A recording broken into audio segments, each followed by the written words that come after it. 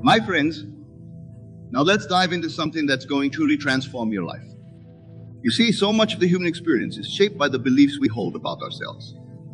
We're constantly bombarded with messages, both external and internal, telling us who we should be, what we're capable of, and how we're supposed to show up in the world. But I'm here to tell you today that all of that is nothing more than an illusion. Because the truth is, my friends, you are so much more than the limited beliefs that have been imposed upon you. You are limitless, you are powerful, you are worthy of living the life of your dreams. And the key to unlocking that potential, the key to stepping into the fullest expression of who you truly are, lies in your ability to learn to act as you believe in yourself. Now, I know what you might be thinking, but Neville, how do I do that? How do I overcome the doubts, the fears, the constant self-criticism that has been holding me back for so long? And I'm here to tell you, it's simpler than you might think. You see, the secret lies in the power of your own imagination. Because you see, my friends, your imagination is not just some whimsical, childlike faculty.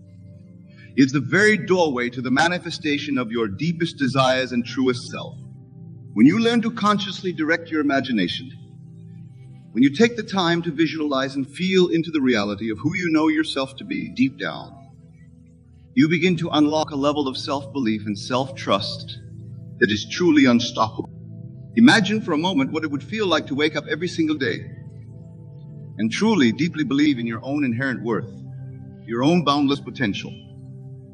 Imagine the sense of freedom, the joy and fulfillment that would come from living your life from that space of unwavering self-assurance. That, my friends, is the power of learning to act as you believe in yourself.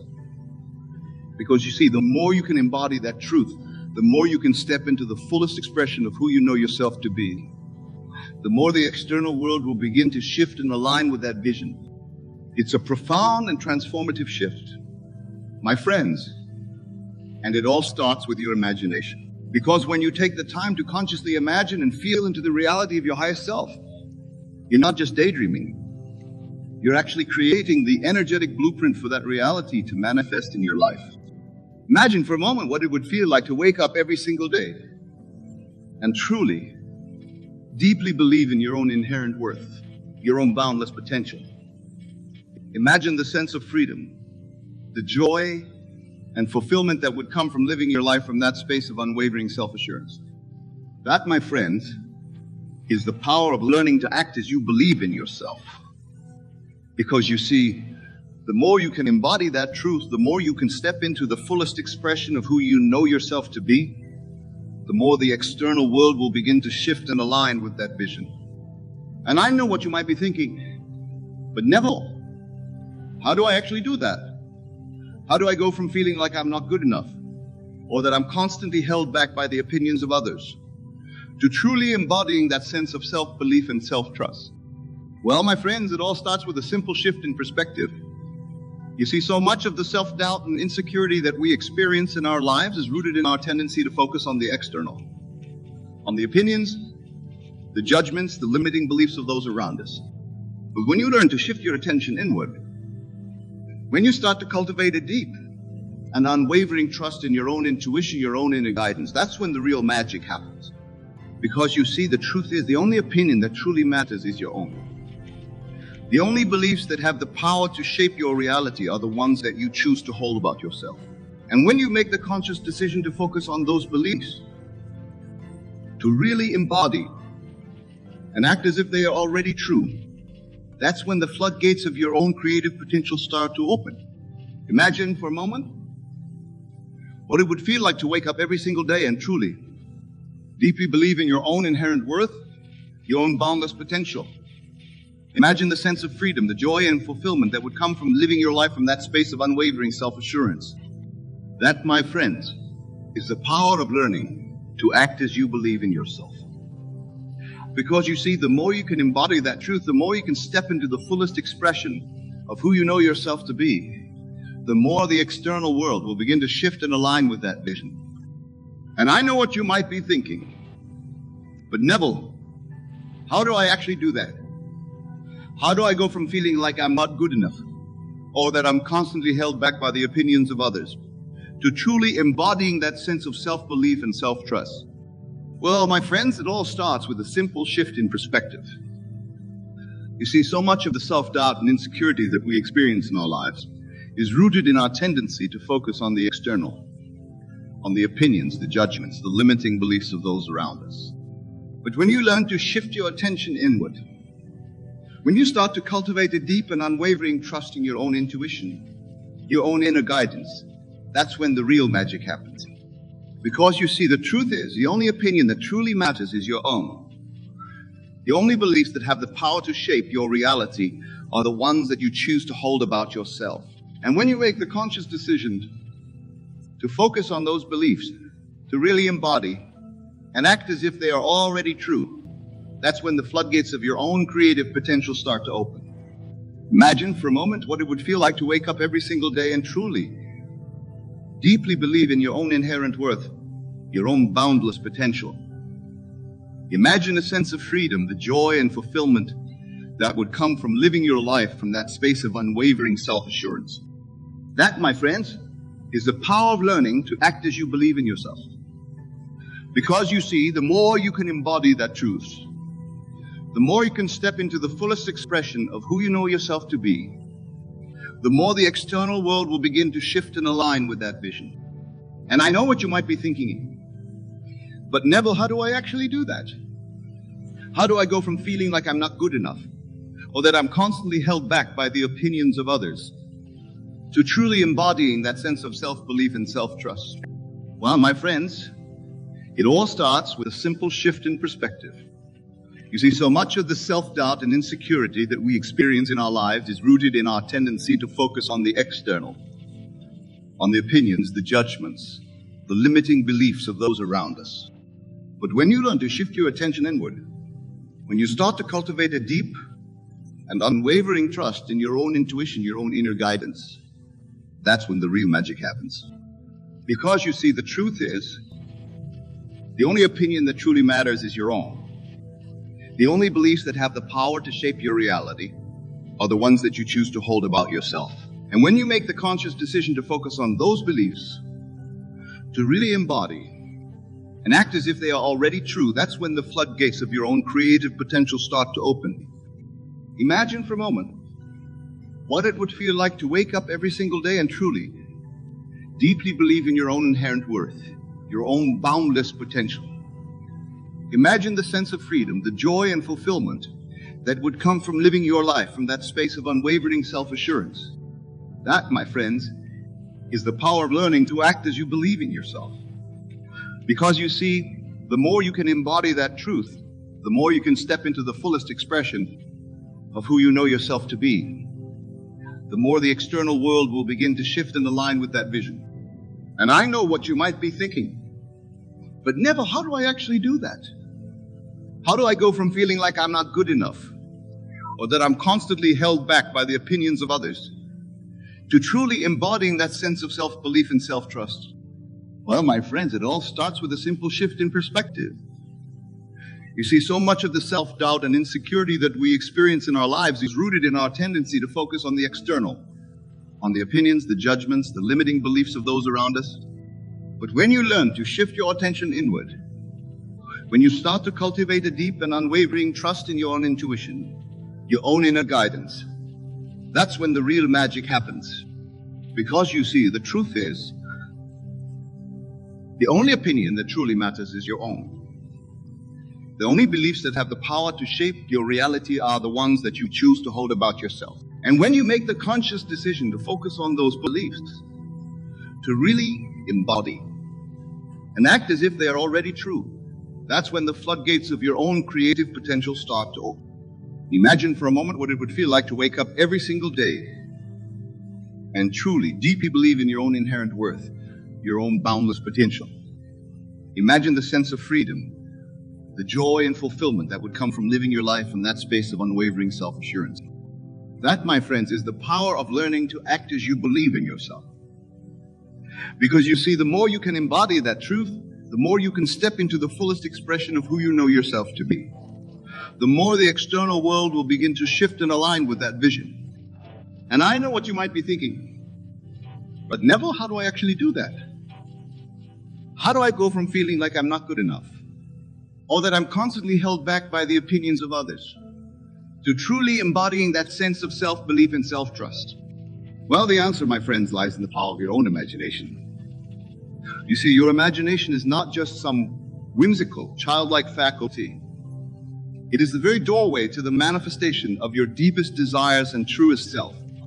When you take the time to consciously imagine and feel into the reality of who you know yourself to be, deep down you start to unlock a level of self-belief and self-trust that is truly unstoppable. You begin to see yourself not as the limited, doubting version that the external world may try to impose upon you, but as the powerful, limitless being that you know yourself to be. And as you do this, as you consistently affirm and embody the truth through the power of your imagination, something incredible starts to happen. The external world, the people, the circumstances, the opportunities that come into your life, they begin to align with that newfound sense of self-belief and self-trust. It's as if the universe itself is conspiring to support you in the actualization of your highest vision for yourself. Doors start to open, obstacles start to melt away, and you find yourself navigating through life with a newfound sense of ease and grace. But here's the thing, my friends, this isn't some kind of magical, instantaneous transformation. It's a practice, a daily ritual of consciously shifting your focus, of intentionally cultivating the beliefs and mindset that will propel you forward. Because you see, the truth is we're all conditioned from a very early age to look outside of ourselves for validation, for approval, for a sense of self-worth. And that conditioning, that habit of seeking external validation, it can be a tough one to break. But when you make the conscious choice to ignore the opinions of others, to smile and move on, to focus solely on what you know to be true about yourself, that's when the real magic happens. That's when you start to tap into the limitless potential that has been there all along, just waiting to be unleashed. Imagine for a moment what it would feel like to wake up every single day and truly, deeply believe in your own inherent worth, your own boundless potential. Imagine the sense of freedom, the joy and fulfillment that would come from living your life from that space of unwavering self-assurance. That, my friends, is the power of learning to act as you believe in yourself. Because you see, the more you can embody that truth, the more you can step into the fullest expression of who you know yourself to be. The more the external world will begin to shift and align with that vision. And I know what you might be thinking, but Neville, what if I'm not there yet? What if I still struggle with self-doubt or feel like I'm constantly held back by the opinions of others? Well, no. My friends, the answer is simple. Start where you are. Start by consciously shifting your focus inward, by taking the time to really connect with and affirm the truth of who you know yourself to be.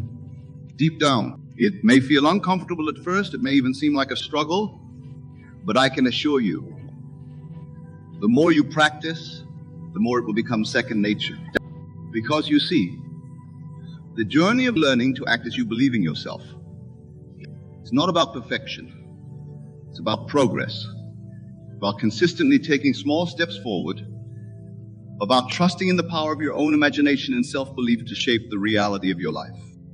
And as you do that, as you continue to cultivate that unwavering self-trust and self-assurance, you'll start to see the external world begin to shift in response. The people, the circumstances, the opportunities that come into your life, they'll all start to reflect back to you the truth of who you're becoming. It's a beautiful and profound transformation, my friends. And it all starts with your willingness to ignore the opinions of others, to smile and move on, and to focus solely on what you know to be true about yourself. Because you see, when you make the choice to act as you believe in yourself, you're not just changing your own life. You're changing the very fabric of the world around you. You're becoming a living, breathing testament to the power of self-belief, a beacon of inspiration for all those who cross your path. And let me tell you the impact that can have, not just on your own life, but on the lives of those around you. It's truly mind-boggling. Because when you step into the fullest expression of who you are, when you have the courage to just be yourself, unapologetically and without fear, You ignite a spark within those around you that can't help but be drawn to your infectious energy and unwavering self-assurance. Suddenly, the people in your life, your friends, your family, your co-workers, they start to see the power, the joy, the sheer sense of fulfillment that radiates from you, and they can't help but be inspired to want to follow in your footsteps and discover that same level of freedom and self-acceptance for themselves. It's a beautiful and profound ripple effect, my friends. And it all starts with your willingness to learn to act as you believe in yourself. Because when you make that choice, when you choose to prioritize your own inner truth and values over the opinions of those around you, you unlock a level of personal power and self-expression that is truly unstoppable. So I say to you today, embrace the freedom of not caring what others think. Step into the fullest expression of who you are, unapologetically and without fear.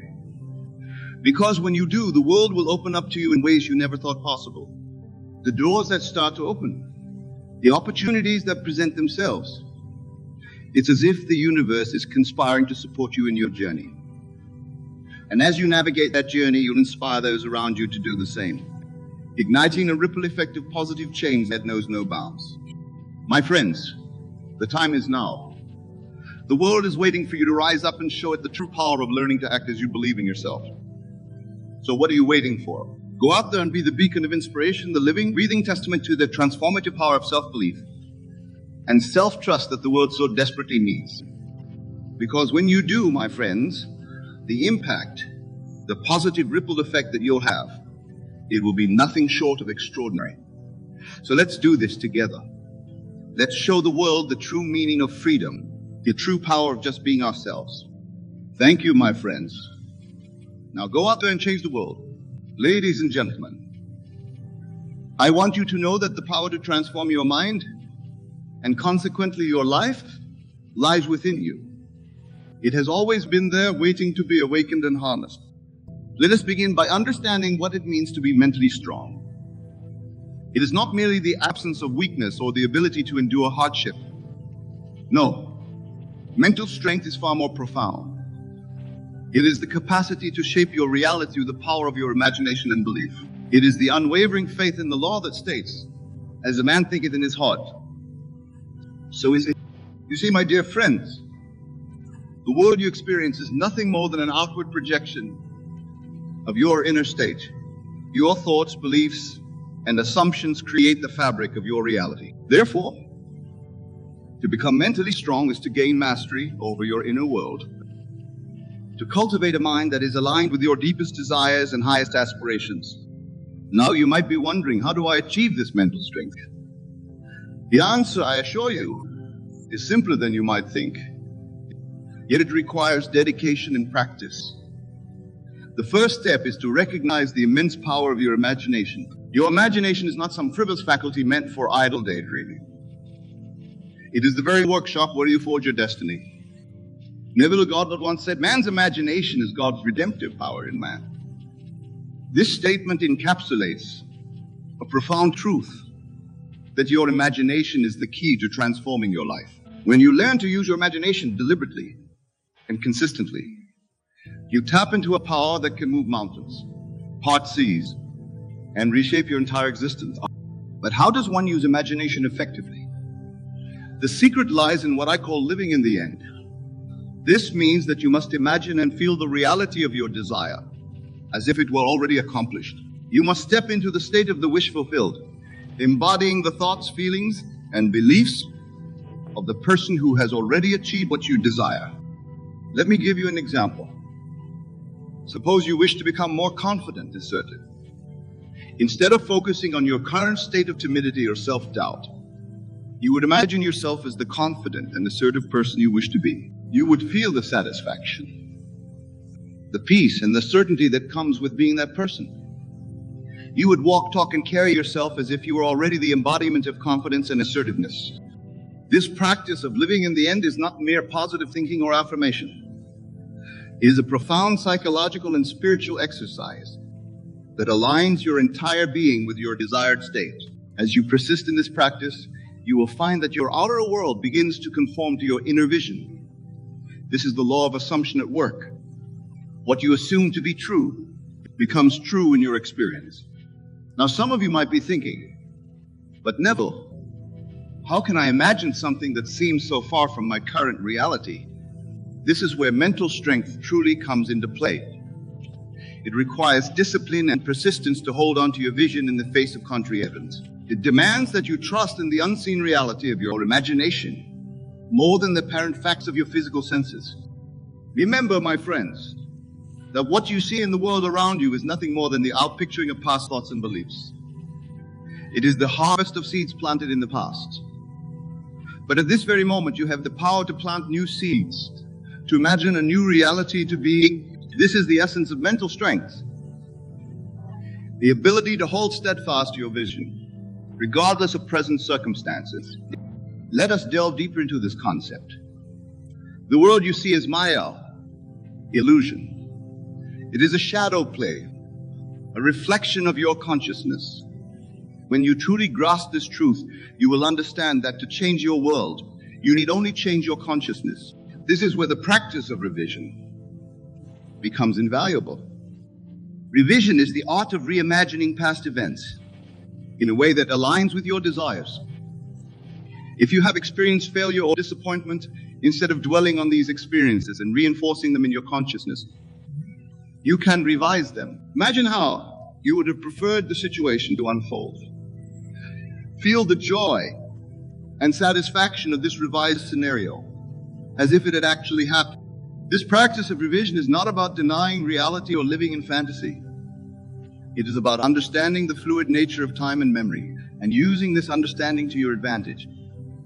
By revising the past in your imagination, you alter the trajectory of your future. You plant new seeds in the fertile soil of your subconscious mind, seeds that will inevitably sprout and bear fruit in your experience.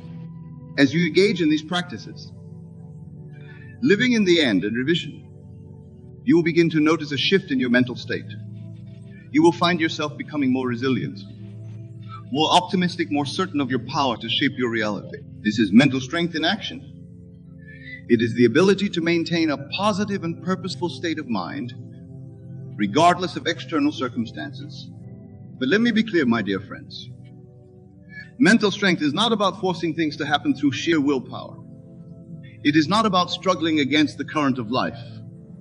Rather, it is about aligning yourself with the natural flow of creation. It is about understanding and applying the laws that govern the universe. One of these fundamental laws is the law of assumption.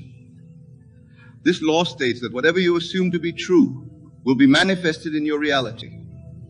Your assumptions, whether conscious or unconscious, shape your world. Therefore, to become mentally strong, you must become aware of your assumptions and learn to consciously choose those that serve your highest good. For instance, if you assume that life is a struggle and that success is hard to come by, you will experience a reality that confirms these assumptions. On the other hand, if you assume that life is abundant and that success comes easily to you, your experience will reflect these beliefs. The key is to become aware of your assumptions and to deliberately choose those that align with your desires. This process of becoming aware of and changing your assumptions requires mental discipline. It demands that you become the watchman at the gate of your mind, carefully monitoring the thoughts and beliefs you allow to take root in your consciousness. This vigilance is a hallmark of mental strength. Now, you might be wondering, how do I change deeply ingrained assumptions and beliefs? The answer lies in the practice of what I call the law of reversibility.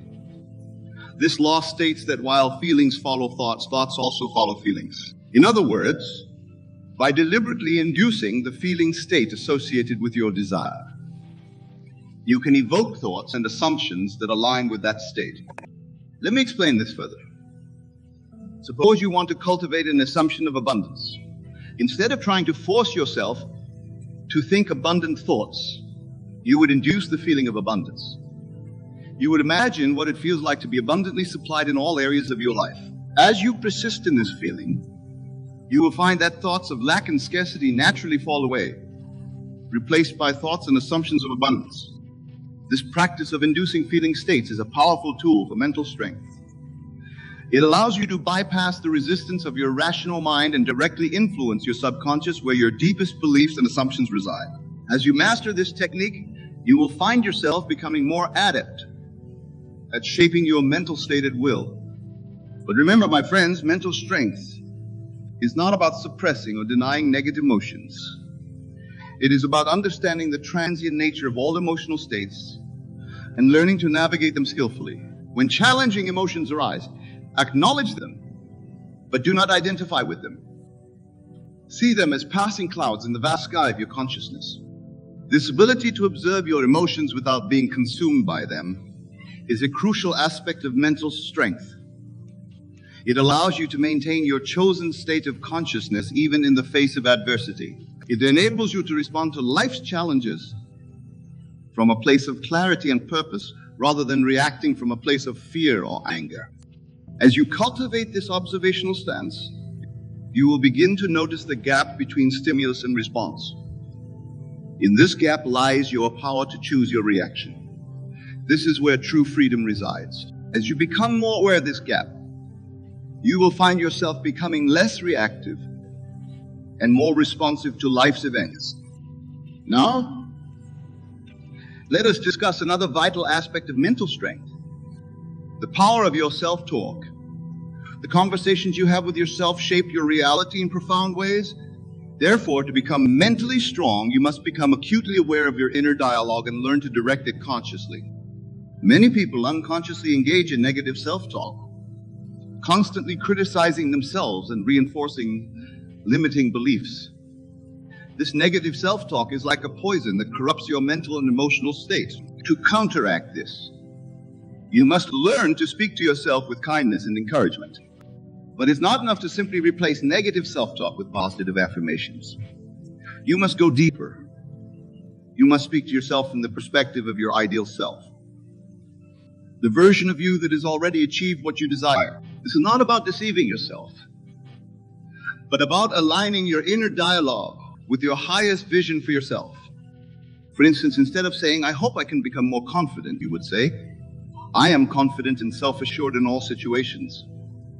Instead of saying, "I'll try to be more successful," you would say, "I am successful in all my endeavors." This shift in language might seem subtle, but its effects are profound. It aligns your conscious mind with your subconscious, creating a powerful synergy that propels you towards your goals. Remember, my dear friends, the words you speak to yourself are like seeds planted in the fertile soil of your subconscious mind. Choose these words carefully, for they will grow and bear fruit in your experience. This conscious use of language is a hallmark of mental strength. Now let us delve into another crucial aspect of mental strength: the power of focus. Your ability to direct and sustain your attention is a key determinant of your mental state and, consequently, your life experience. In a world filled with distractions, the capacity to focus your mind is more valuable than ever. But what should you focus on? The answer is simple yet profound. Focus on what you want, not on what you don't want. This might seem obvious, but many people spend their mental energy dwelling on their problems, fears, and limitations. They focus on what's wrong in their lives rather than on what they wish to create. Remember, my friends, energy flows where attention goes. Whatever you consistently focus on will expand in your experience. Therefore, to become mentally strong, you must train your mind to dwell on your desired outcomes, on the life you wish to create, on the person you aspire to be. This doesn't mean ignoring problems or challenges when they arise. It means approaching them from a solution-oriented mindset. Instead of fixating on the problem, focus your attention on finding a solution. Ask yourself empowering questions like, how can I turn this situation to my advantage? Or what opportunity for growth does this challenge present? As you cultivate this habit of focused attention, you will find your mental strength growing. You will become less reactive to external circumstances and more proactive in shaping your reality. You will develop a sense of inner calm and certainty that allows you to navigate life's ups and downs with grace and poise. Now, let us discuss another vital aspect of mental strength: the power of persistence. The ability to persist in your chosen course of action despite obstacles and setbacks is a hallmark of a strong mind. It is easy to maintain a positive mental state when things are going well. The true test of mental strength comes when you face adversity. Persistence doesn't mean stubbornly pushing against immovable obstacles.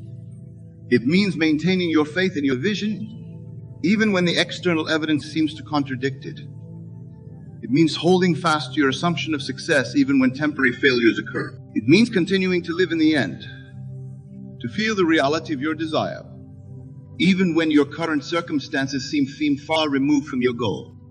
Remember, my dear friends, that manifestation is not always instantaneous.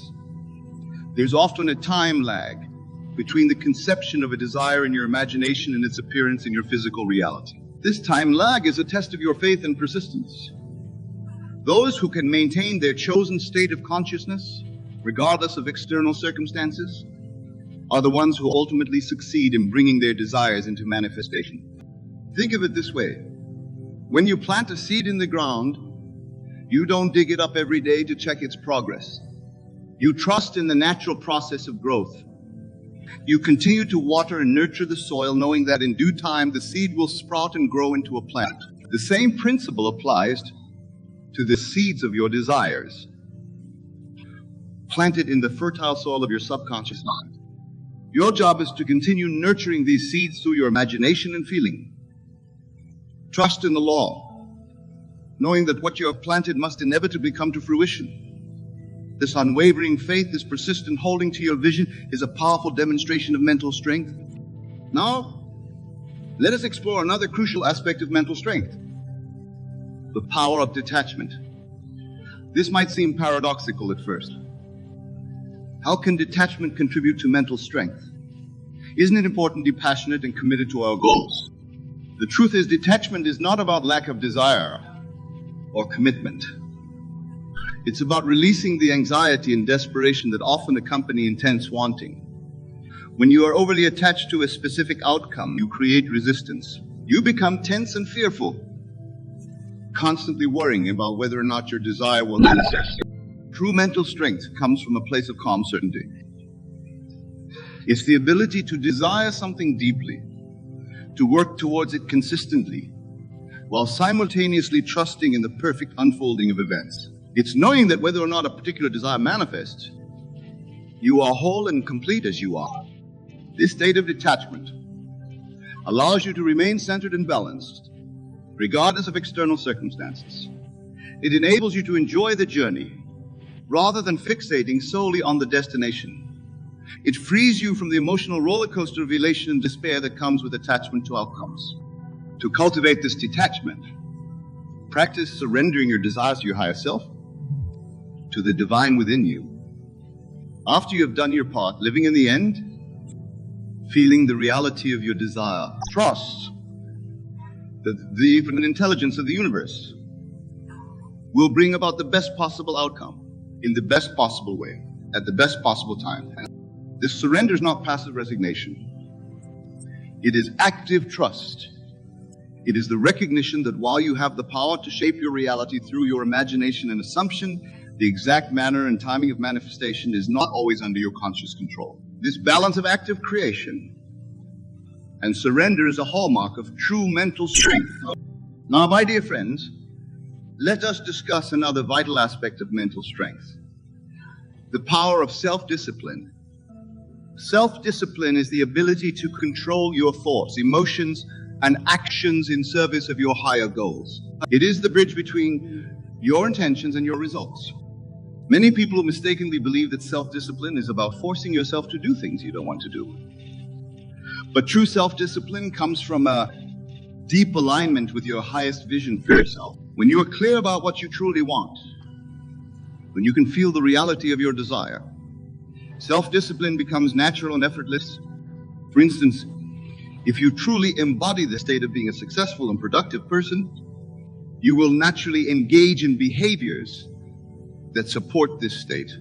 You won't need to force yourself to work hard or to manage your time effectively. These behaviors will flow naturally from your assumed state of being. This is why the practice of living in the end is so powerful. By consistently assuming the state of your wish fulfilled, you naturally align your thoughts, emotions, and actions with that state. This alignment is the essence of self-discipline. However, this doesn't mean that you won't face challenges or moments of weakness. Mental strength is not about never experiencing doubt or fear. It's about how you respond to these experiences when they arise. It's about your ability to return to your chosen state of consciousness, even after temporary lapses. This is where the practice of revision becomes invaluable. If you find yourself slipping into old patterns of thought or behavior, don't berate yourself. Instead, revise the experience of your imagination. See yourself responding in a way that aligns with your highest vision for yourself. Feel the satisfaction and pride of having demonstrated self-discipline and mental strength. As you persist in this practice, you will find your capacity for self-discipline growing. You will become more consistent in your thoughts, emotions, and actions. This consistency is a powerful manifestation of mental strength. Now let us explore another crucial aspect of mental strength: the power of gratitude. Gratitude is not merely a polite social convention. It is a powerful state of consciousness that can transform your entire life experience. When you cultivate an attitude of gratitude, you align yourself with the abundance of the universe.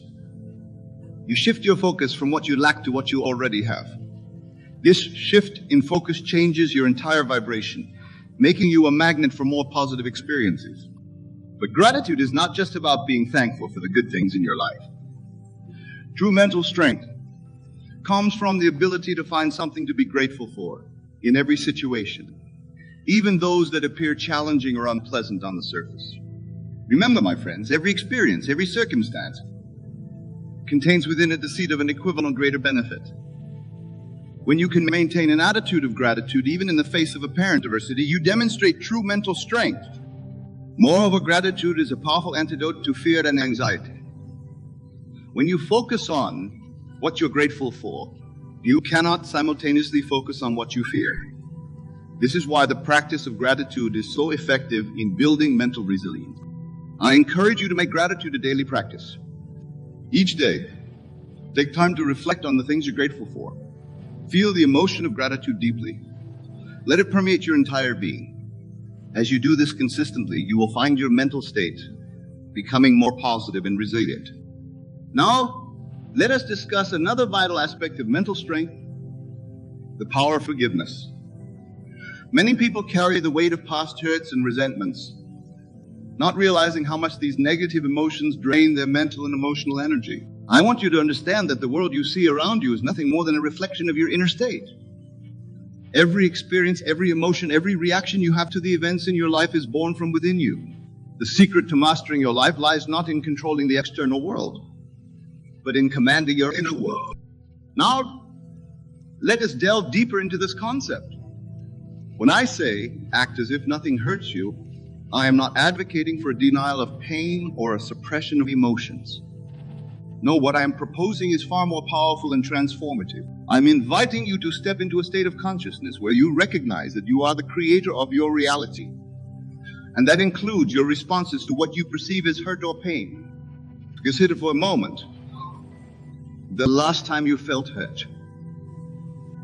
Perhaps it was a harsh word from a loved one, a disappointment in your career, or a physical ailment that caused you discomfort. In that moment, did you not feel as though the hurt was something inflicted upon you from the outside? Did you not feel like a victim of circumstances beyond your control? But I tell you, the victimhood is an illusion. It is a state you have unconsciously chosen to occupy. And if you can choose to feel hurt, you can also choose not to feel hurt. This is the essence of acting as if nothing hurts you. Now, you might be thinking, but Neville, how can I simply choose not to feel hurt when the pain seems so real? And to this I say, through the power of your wonderful human imagination. For it is your imagination that shapes your reality. And it is through your imagination. Let me share with you a technique that I found to be immensely powerful in this regard. Close your eyes for a moment and imagine yourself standing in a room. This room represents your current state of being, where you feel vulnerable to hurt and pain. Now imagine that there is a door in this room. This door leads to another room. A room where you are impervious to hurt, where nothing can touch your inner peace and joy.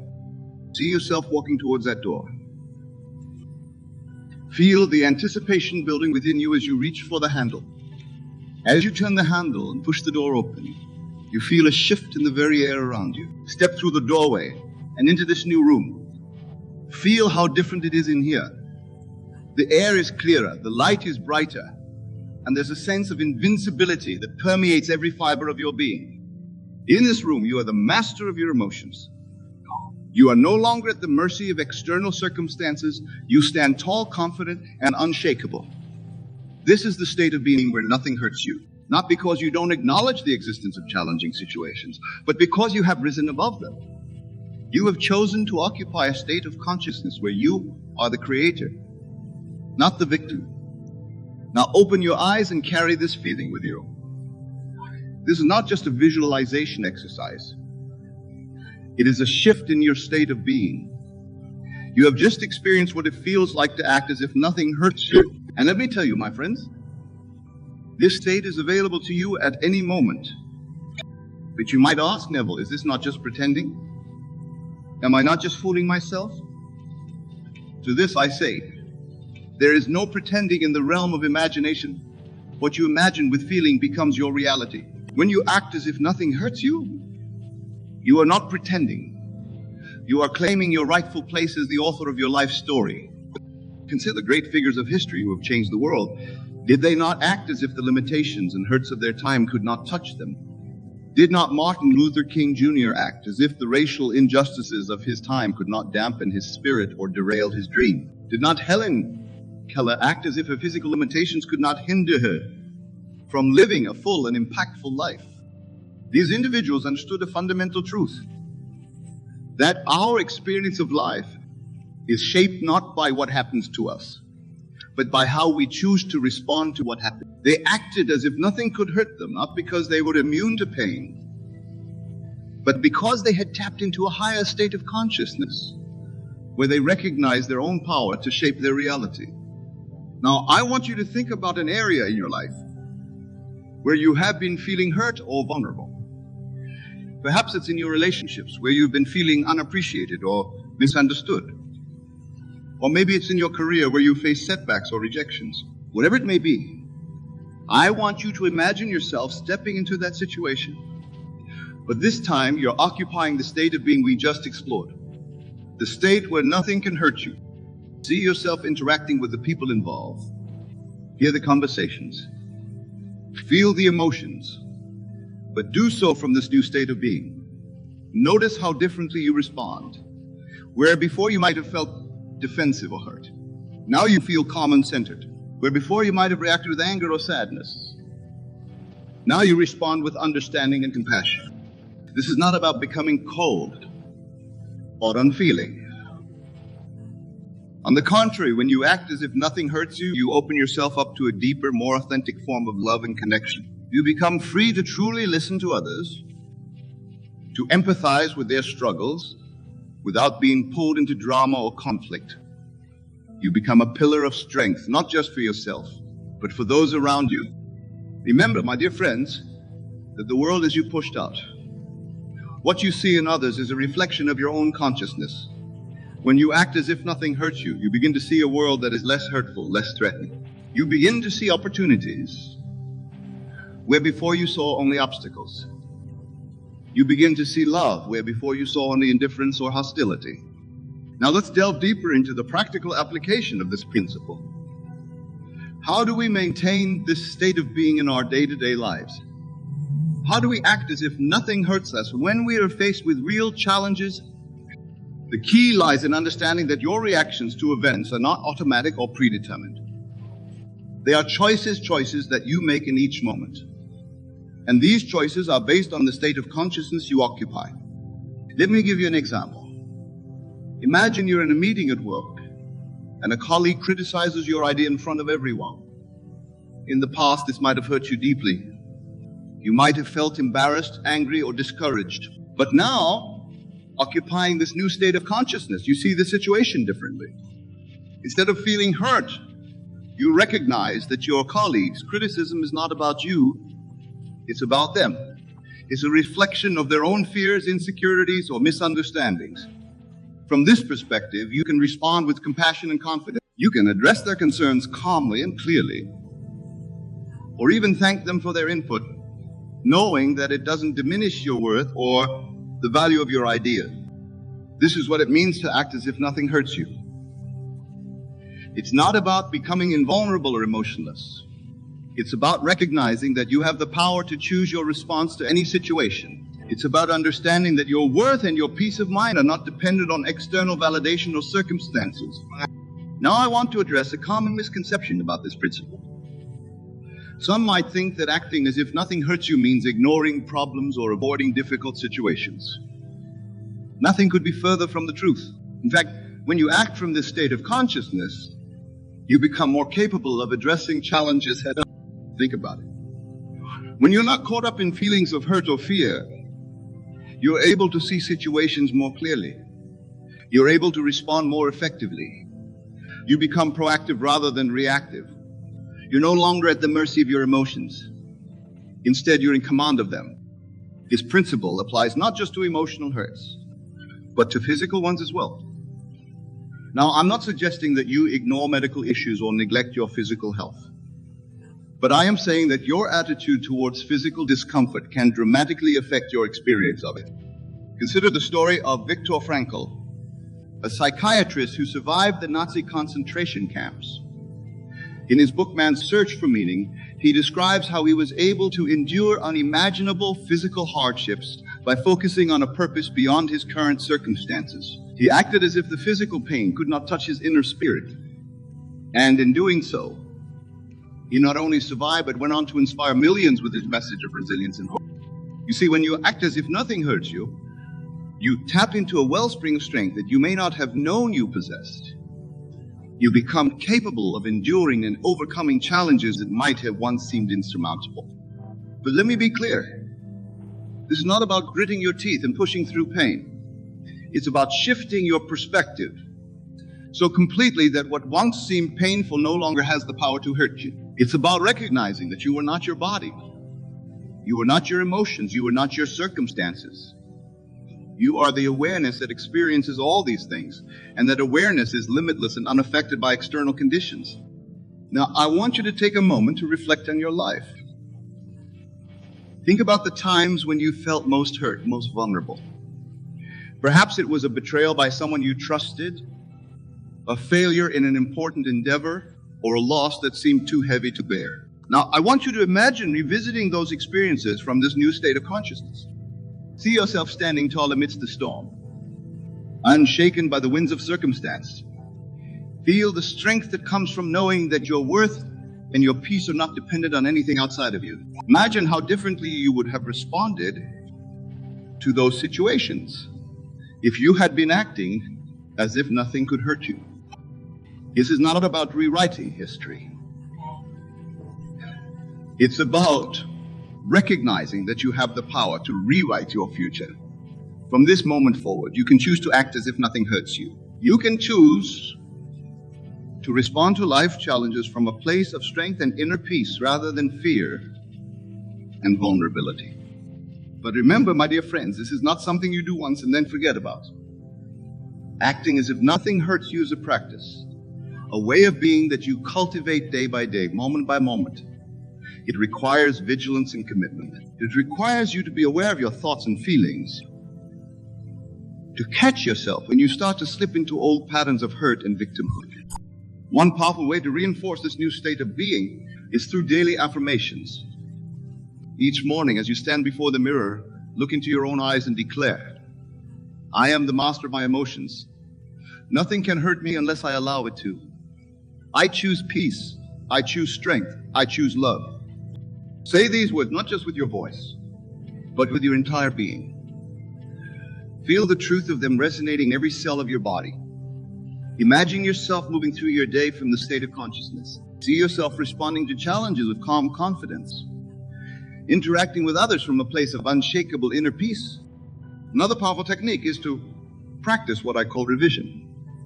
At the end of each day, Review the events that transpired. If there were any moments where you felt hurt or reactive, revise them in your imagination. See yourself responding from this new state of consciousness where nothing can hurt you. Feel the difference in your body and your emotions as you imagine this new response. This practice of revision is not about denial or wishful thinking. It's about training your subconscious mind to align with your desired state of being. As you consistently revise your experiences in this way, you'll find that you naturally begin to respond differently in real-time situations. Now let's address another important aspect of this principle. Acting as if nothing hurts you doesn't mean you become indifferent to the pain of others. On the contrary, when you're no longer caught up in your own hurt, you become more capable of true empathy and compassion. Think about it. When you're feeling hurt or defensive, how capable are you of truly listening to others? How able are you to offer support and understanding? But when you're acting from this state of inner strength and peace, you become a safe harbor for others. You can offer genuine support without being pulled into drama. This is how you become a change agent in the world. By acting as if nothing hurts you, you create a field of peace around you that affects everyone you encounter. You become a living example of what's possible, inspiring others to tap into their own inner strength. Imagine a world where more and more people are acting from the state of consciousness. Imagine how differently we would address our collective challenges. Conflicts that once seemed intractable would find resolution. Hurts that once seemed unforgivable would be healed. We would create a society based on understanding and cooperation rather than fear and competition. This is not utopian fantasy. It's a very real possibility that begins with each one of us choosing to act as if nothing hurts us. It begins with us recognizing our true nature as creators of our reality, not victims of circumstance. Now, I want to address a question that might be arising in your minds. You might be thinking, but Neville, what about injustice?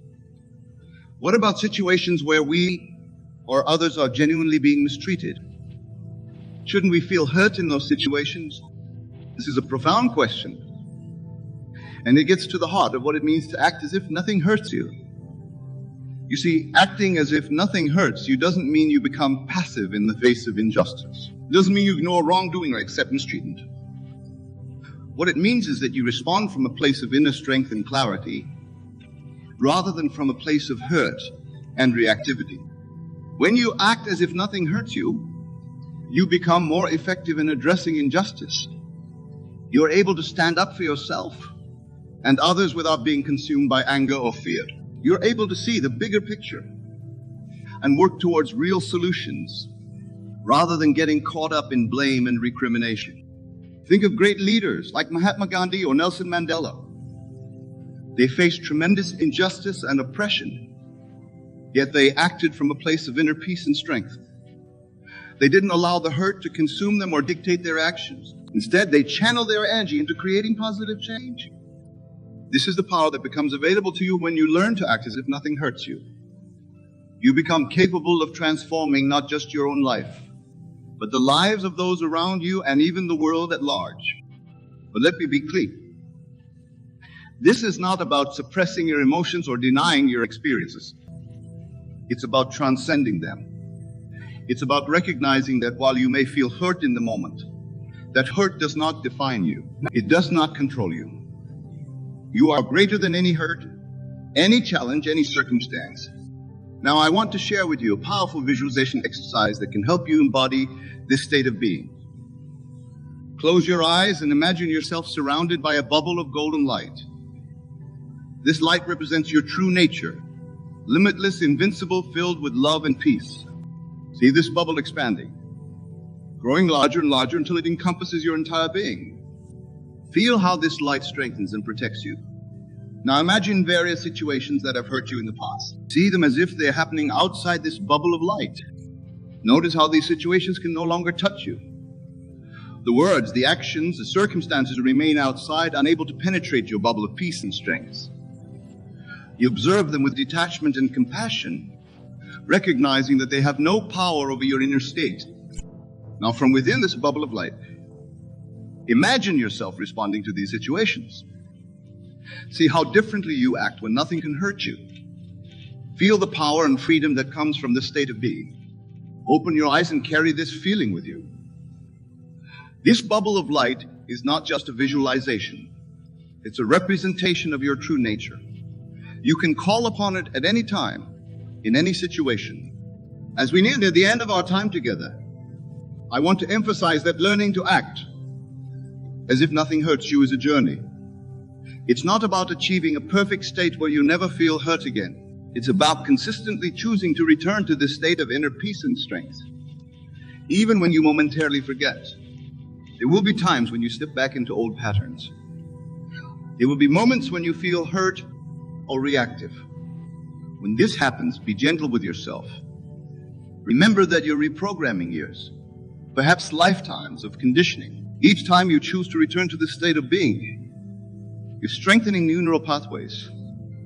You're creating a new default setting for how you interact with the world. It's beautiful truth. The more you practice acting as if nothing hurts you, the more natural it becomes. What once required conscious effort begins to feel effortless. You start to embody this state of being not just in challenging moments, but in every aspect of your life. Imagine waking up each morning filled with a sense of invincibility, not because you believe nothing bad will ever happen, but because you know that nothing that happens can truly hurt the essence of who you are. Imagine moving through your day with an unshakable inner peace, regardless of what's happening around you. This is the life that becomes available to you when you master the art of acting as if nothing hurts you. This is the freedom that awaits you when you recognize your true nature as the creator of your reality. My dear friends, as we come to the close of our time together, I want to leave you with this final thought. The choice to act as if nothing hurts you is not just a personal decision. It's a gift you give to the world. When you refuse to be hurt by the words or actions of others, you break the cycle of hurt that perpetuates so much suffering in our world. When you act from a place of inner peace and strength, you create a ripple effect that touches everyone around you. You become a living example of what's possible, inspiring others to tap into their own inner strength. So I challenge you, starting from this moment, to embrace this principle.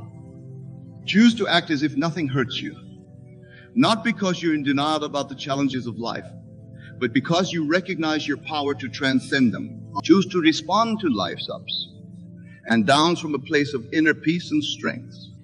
Remember, you are not your hurts. You are not your fears. You are not your past experiences.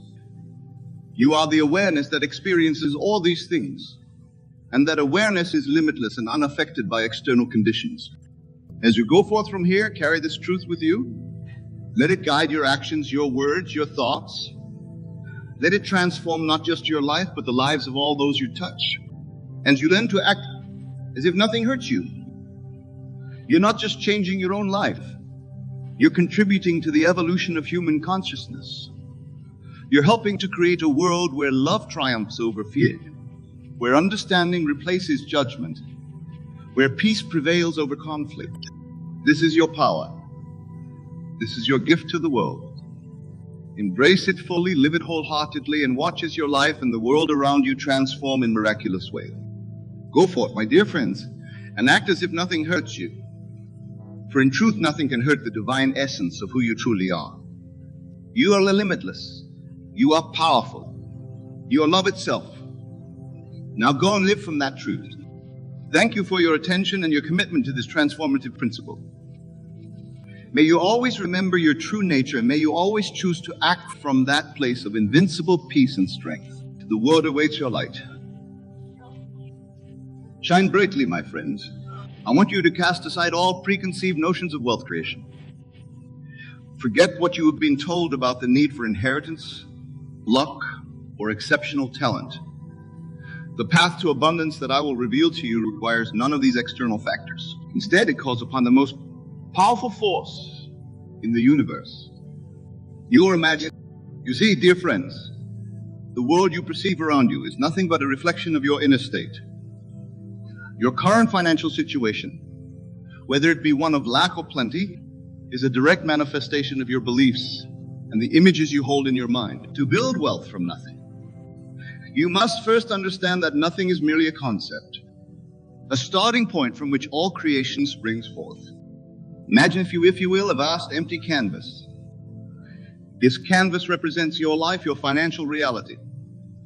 Many look upon this blank space with fear and trepidation, seeing only the absence of what they desire. But I implore you to see it differently. This emptiness is not a void to be feared, but a realm of infinite possibility waiting to be filled with the brushstrokes of your imagination. Now let us delve deeper into the art of creating wealth from this seeming nothingness. The first step is to cultivate an unwavering belief in the power of your mind. Your thoughts, my dear listeners, are the seeds from which your reality grows. Just as a mighty oak tree springs forth from a tiny acorn, so too can great wealth emerge from the fertile soil of your consciousness. To begin this alchemical process, you must first cleanse your mind of all limiting beliefs. These are the weeds that choke the garden of your prosperity. How many times have you told yourself, I can't afford that, or money doesn't grow on trees? These seemingly innocuous phrases are poison to your aspirations of wealth. They reinforce a state of lack and close the doors to abundance that surrounds you at every moment. Instead, I urge you to adopt a new inner dialogue. Speak to yourself as though you're already in possession of great wealth. Feel the emotions of financial freedom coursing through your veins. When you walk down the street, carry yourself with the confidence of a person who knows that abundance is their birthright. But mere positive thinking is not enough, my friends. To truly build wealth from nothing, you must harness the creative power of your imagination. Close your eyes for a moment and picture yourself living the life of your dreams. See the home you desire.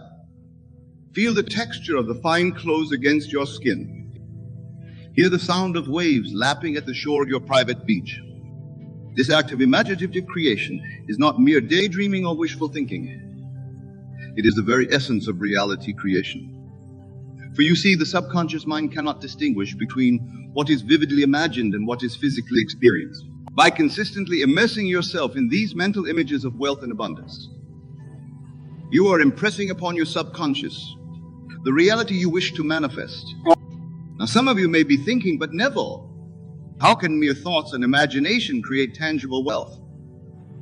To answer this, we must understand the nature of the universe itself. Everything in existence, from the chair you sit on to the money in your bank account, began as a thought, an idea in someone's mind.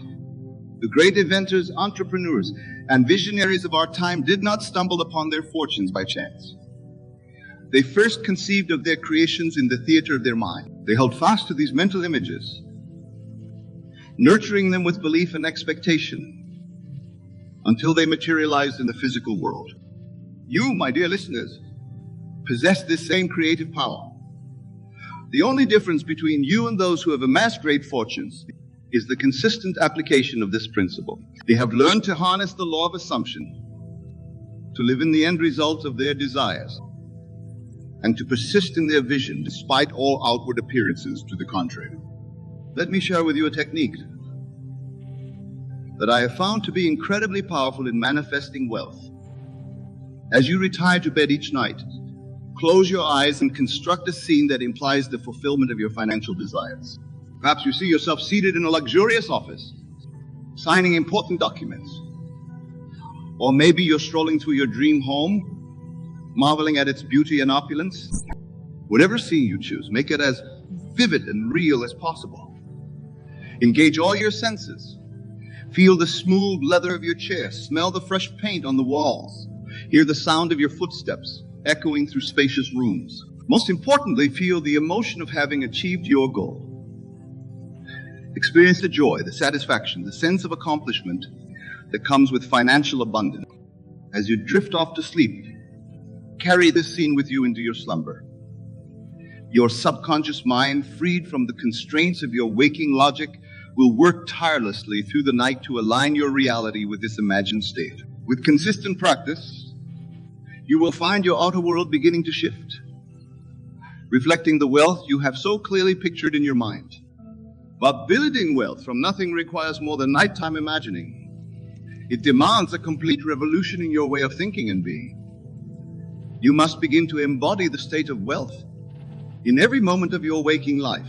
This, my friends, is where many falter on their journey to abundance. It's easy to imagine wealth when all is calm and quiet. But can you maintain that state of wealthy consciousness when faced with an empty bank account or a pile of unpaid bills? This is the true test of your faith and the key to unlocking the floodgates of prosperity. When confronted with apparent lack, do not give in to fear or despair. Instead, remind yourself that what you see before you is merely the shadow of past thoughts and beliefs. The present moment, this eternal now, is pregnant with infinite possibility. In this moment, you have the power to choose a new state of being, to assume the consciousness of wealth, regardless of external circumstances. Treat every interaction, every transaction, as though you are already wealthy. When you shop, do so with the attitude of someone who can afford anything they desire. When you dine out, order with the confidence of a person for whom money is no object. This is not to encourage reckless spending, but to cultivate the mindset of abundance that attracts wealth like a magnet. Remember, the outer world is a mirror reflecting your inner state. As you consistently assume the state of wealth, you will find opportunities for financial growth presenting themselves to you. Ideas for new ventures will spring to mind. Unexpected windfalls may come your way. But do not become attached to the how or the when. Your job is simply to maintain the state of wealth in your consciousness and allow the infinite intelligence of the universe to orchestrate the details. Now let us address a common misconception that often hinders people on their journey to wealth. Many believe that to become wealthy, they must focus intensely on money itself. They obsess over bank balances, stock prices, and material possessions. But this approach often leads to frustration and a sense of lack. True wealth, my dear friends, is not about the accumulation of money or things. It is a state of being, a consciousness of abundance that permeates every aspect of your life. When you embody this state, money flows to you naturally, almost effortlessly. It becomes a byproduct of your wealthy consciousness, rather than the object of your pursuit. To illustrate this point, consider the life of a truly wealthy individual. They do not wake up each morning fretting about their bank balance or scheming how to make more money. Instead, they arise with a sense of purpose. Excited about the opportunities the day will bring, they focus on creating value, on expressing their unique gifts, on making a positive impact in the world.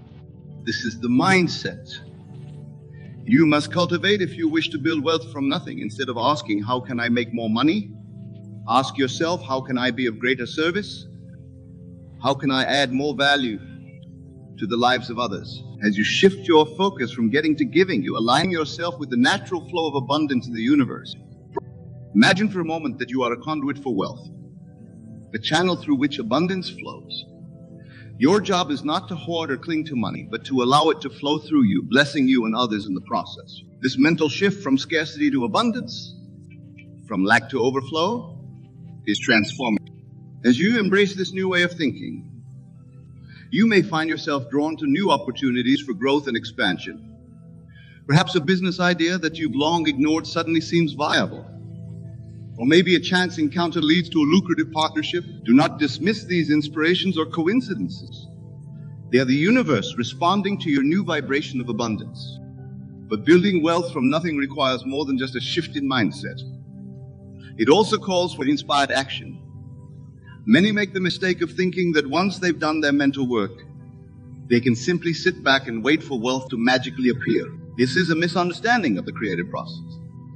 Your imaginative acts, your assumption of the state of wealth, are indeed powerful, but they are meant to inspire and guide your actions in the physical world. When you live from the state of wealth, you will find yourself naturally motivated to take steps that align with your vision. For example, you may feel compelled to learn new skills that increase your value in the marketplace. You might be inspired to start a business that solves a problem you've identified. Or perhaps you'll be moved to invest in opportunities that you previously overlooked. Whatever form it takes, allow your inner state of wealth to guide your outer actions. Remember, dear listeners, that building wealth is not a destination, but a journey. It's not about reaching a certain number in your bank account, but about expanding your consciousness to embody ever greater levels of abundance. As you grow in your understanding and application of these principles, you will find that your definition of wealth itself evolves. True wealth encompasses far more than financial abundance. It includes rich, fulfilling relationships, vibrant health, and a sense of purpose and meaning in life. As you cultivate the consciousness of wealth, you'll find that all areas of your life begin to flourish. Now, I want to address a concern that often arises when discussing the creation of wealth through mental and spiritual means. Some worry that focusing on personal wealth is selfish or materialistic. They fear that pursuing abundance might somehow diminish their spiritual growth or detract from their ability to help others. Nothing could be further from the truth. Embracing abundance and building wealth from nothing is not about greed or self-indulgence. It's about fully expressing your divine nature as a creative being. The universe itself is abundant, constantly expanding and creating. By aligning yourself with this principle of abundance, you are fulfilling your role in the grand cosmic dance. Moreover, when you build wealth from a place of spiritual understanding, you become empowered to make a greater positive impact in the world. Think of the good you could do, the lives you could touch, the causes you could support with expanded financial resources. Wealth in the hands of a spiritually awake individual becomes a powerful force for good in the world. So release any guilt or reservations you may have about desire and wealth. Embrace it fully, knowing that as you expand your own abundance, you expand the abundance of all those around you. Your success does not come at the expense of others. In the infinite realm of creation, there is more than enough for everyone. As we delve deeper into the art of building wealth from nothing, let us explore the concept of gratitude. Gratitude, my friends, is the fertile soil in which the seeds of abundance take root and flourish. It is impossible to experience like when your heart is filled with thankfulness for all that you already have. Begin each day by counting your blessings. Express genuine appreciation for the air you breathe, the food on your table, the roof over your head. Be thankful for your abilities, your relationships, your experiences, both good and bad. As you cultivate this attitude of gratitude, you align yourself with the frequency of abundance. You see, gratitude and abundance are two sides of the same coin. When you are truly grateful, you are acknowledging the abundance that already exists in your life. This recognition opens the floodgates for even greater abundance to flow to you. It's a beautiful, self-perpetuating cycle. But gratitude is not just about giving thanks for what you already have. To truly harness its power in building wealth, you must also be grateful for what is yet to come. Give thanks for the wealth that is on its way to you, for the opportunities that are unfolding, for the abundance that is your divine birthright. This forward-looking gratitude is a powerful act of faith. It demonstrates your unwavering belief in the manifestation of your desires.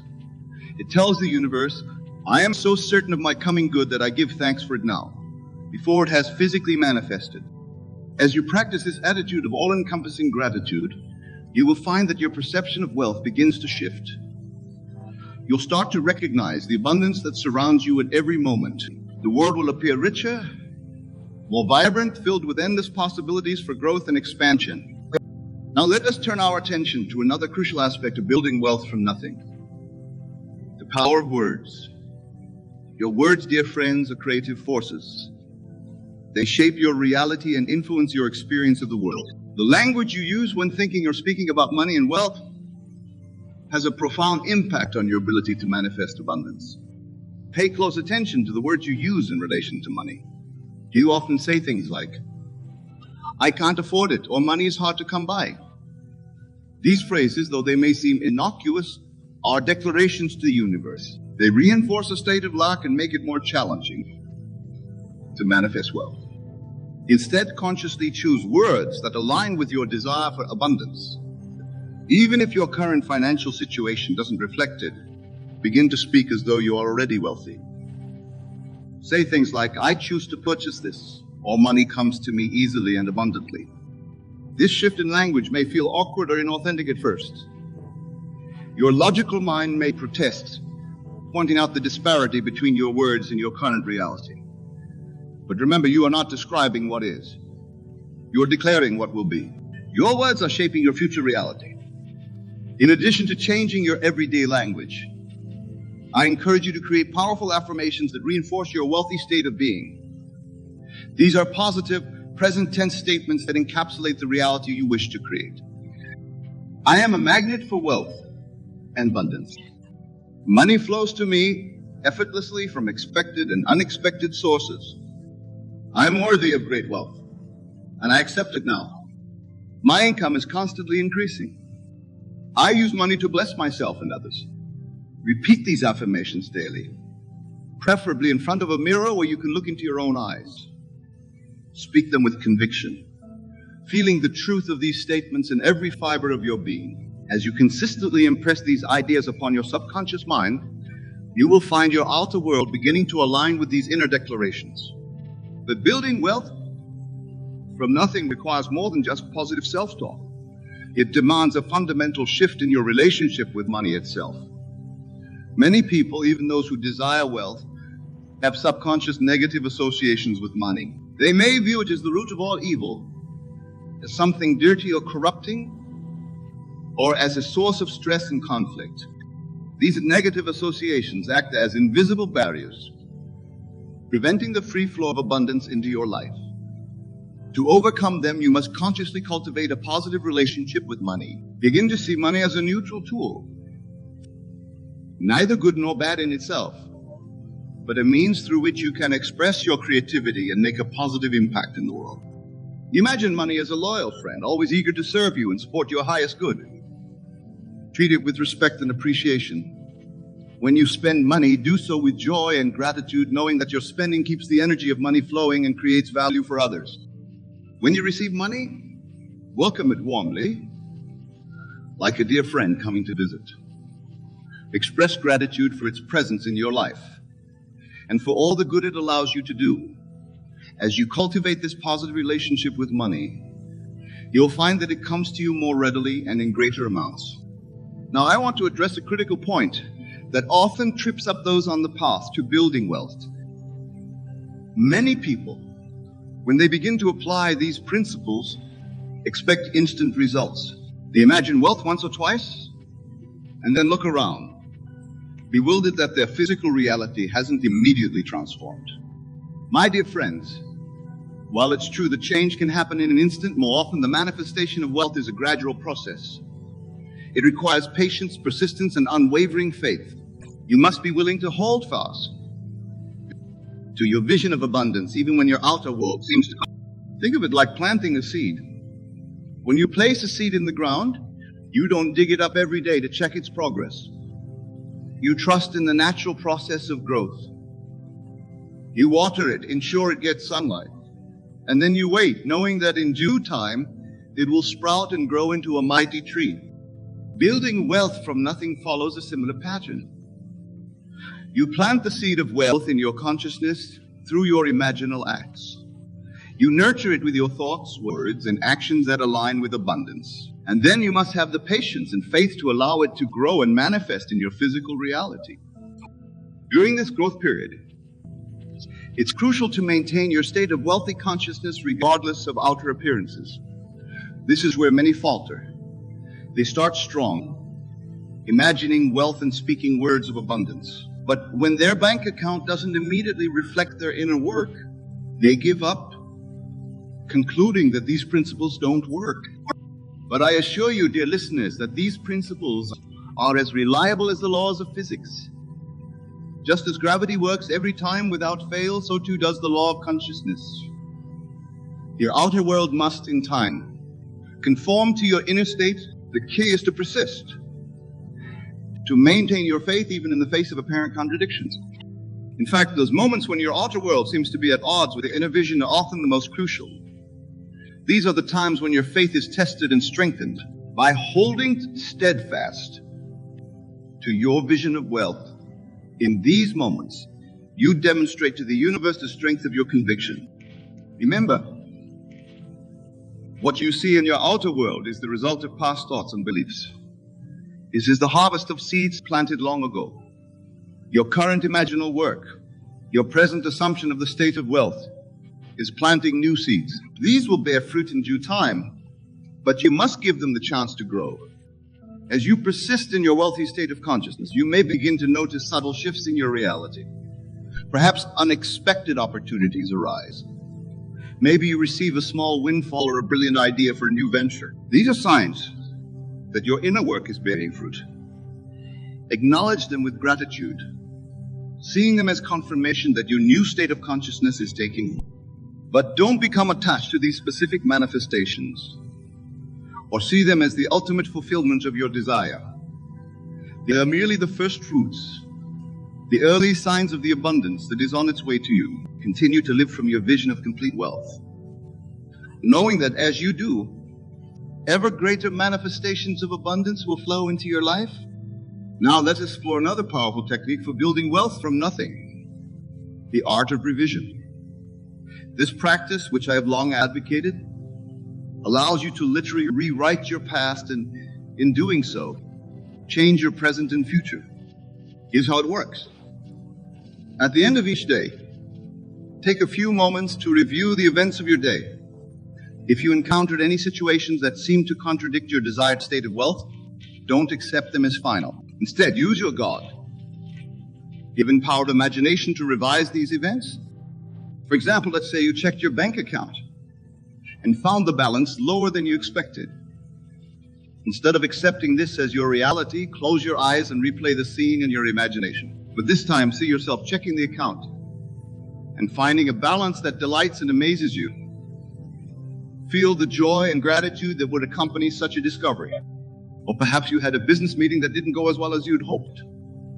In your revision, replay the meeting in your mind's eye, but this time see it unfolding perfectly. Imagine handshakes, smiles, and a successful outcome that propels your financial goals forward. This practice of revision is not about denying reality or engaging in wishful thinking. It is a powerful spiritual technique that allows you to select which version of events you wish to make real in your world. By consciously choosing and vividly imagining the version that aligns with your desire for wealth, you impress this reality upon your subconscious mind. Your subconscious, which knows no difference between what is vividly imagined and what is physically experienced, accepts this revised version as the truth. It then goes to work tirelessly aligning your outer world with this new inner reality. Revision is particularly powerful because it prevents negative experiences from taking root in your consciousness. Instead of going to sleep dwelling on lacks or limitations you encountered during the day, you drift off with a mind full of positive, wealth-affirming experiences. This sets the stage for greater manifestations of abundance in your future. As you consistently practice revision, you may find that fewer and fewer experiences need revising. Your days will naturally begin to align more closely with your vision of wealth and abundance. This is a sign that your new state of consciousness is becoming dominant, overriding old patterns of lack and limitation. Now, my dear friends, as we continue our exploration of building wealth from nothing, let us delve into the concept of detachment. This may seem counterintuitive at first. After all, if you desire wealth, shouldn't you be intensely focused on it? But the truth is, attachment to outcomes can actually hinder the manifestation of your desire. Detachment doesn't mean you don't care about becoming wealthy. Rather, it means you're not anxiously waiting for it or desperately needing it to happen. You live in the calm assurance that wealth is already yours in consciousness and therefore must manifest in your physical reality. Think of it this way. When you order a package online, you don't spend every waking moment anxiously awaiting its arrival.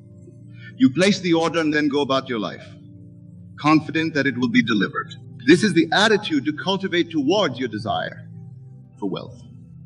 Place your order with the universe through your imaginal acts, your assumption of the state of wealth.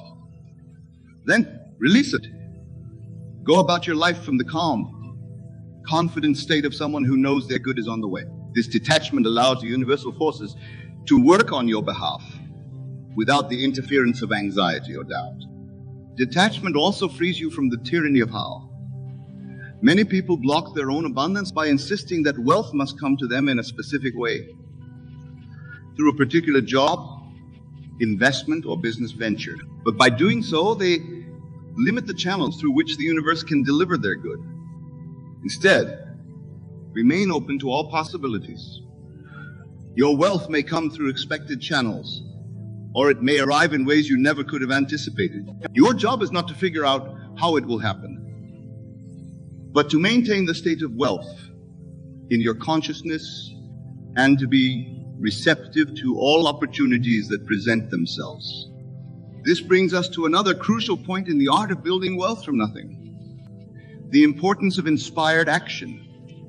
While it's true that much of the work of manifestation happens on the inner planes, this doesn't mean you should sit back and wait for wealth to magically appear in your life. The assumed state of wealth will inspire you to take actions that align with your vision. You may feel compelled to learn new skills, to network with certain individuals, or to pursue opportunities that you previously overlooked. These nudges from your intuition are the bridge between your inner work and your outer manifestation. The key is to ensure that your actions spring from your assumed state of wealth, not from a place of lack or desperation.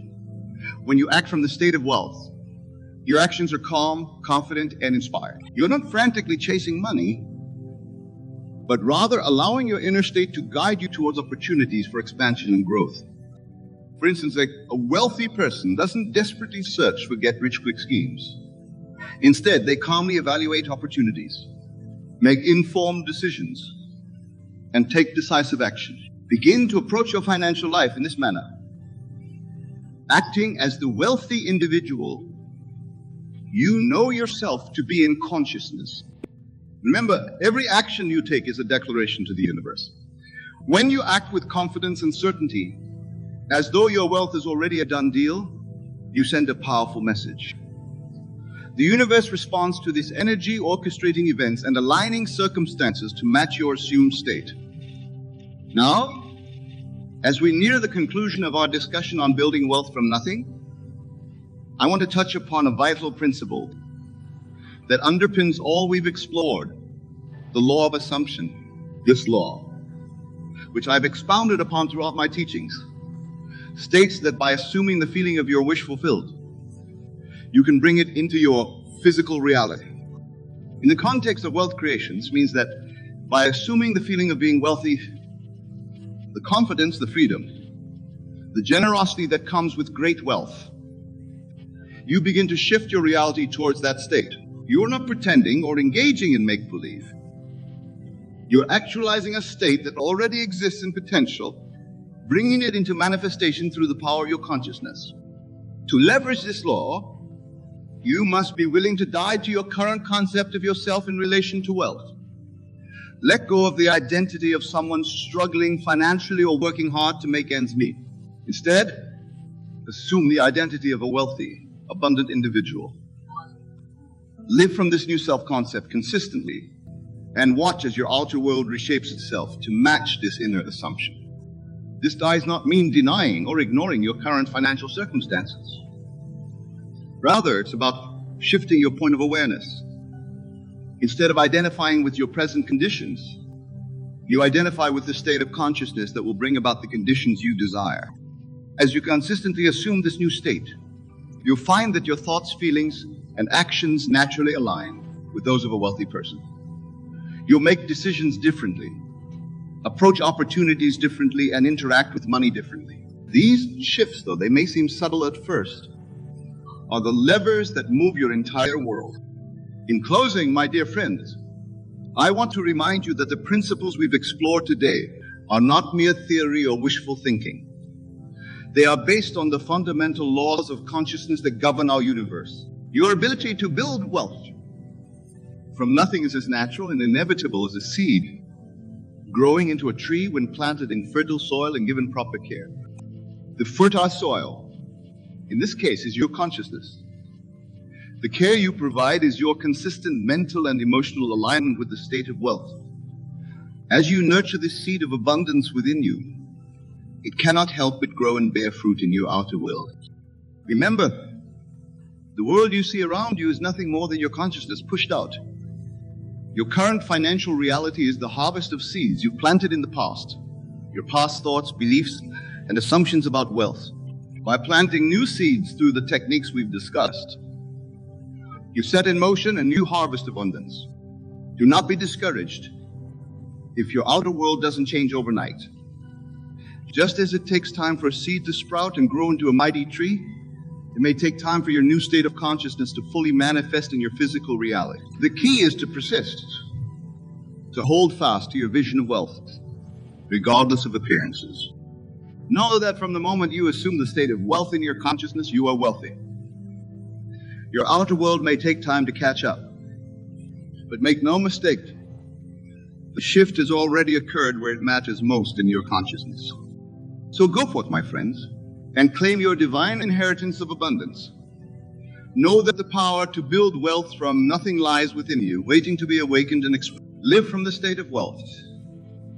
Embody it in your thoughts, words, and actions, and watch in awe as the universe moves to match your inner conviction.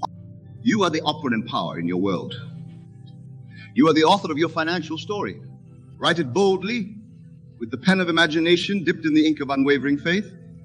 Your wealth is not something to be pursued or achieved. It is a state to be assumed here and now. In this eternal moment, choose to be wealthy. Feel it, believe it, live it. And so it is in this world of constant motion and change.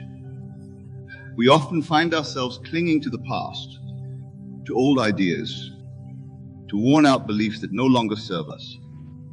We grasp tightly to memories, both pleasant and painful, as if they were lifelines keeping us afloat in the vast ocean of life. But I say to you, my dear friends, that these very attachments are the anchors that keep us from sailing towards our true destiny.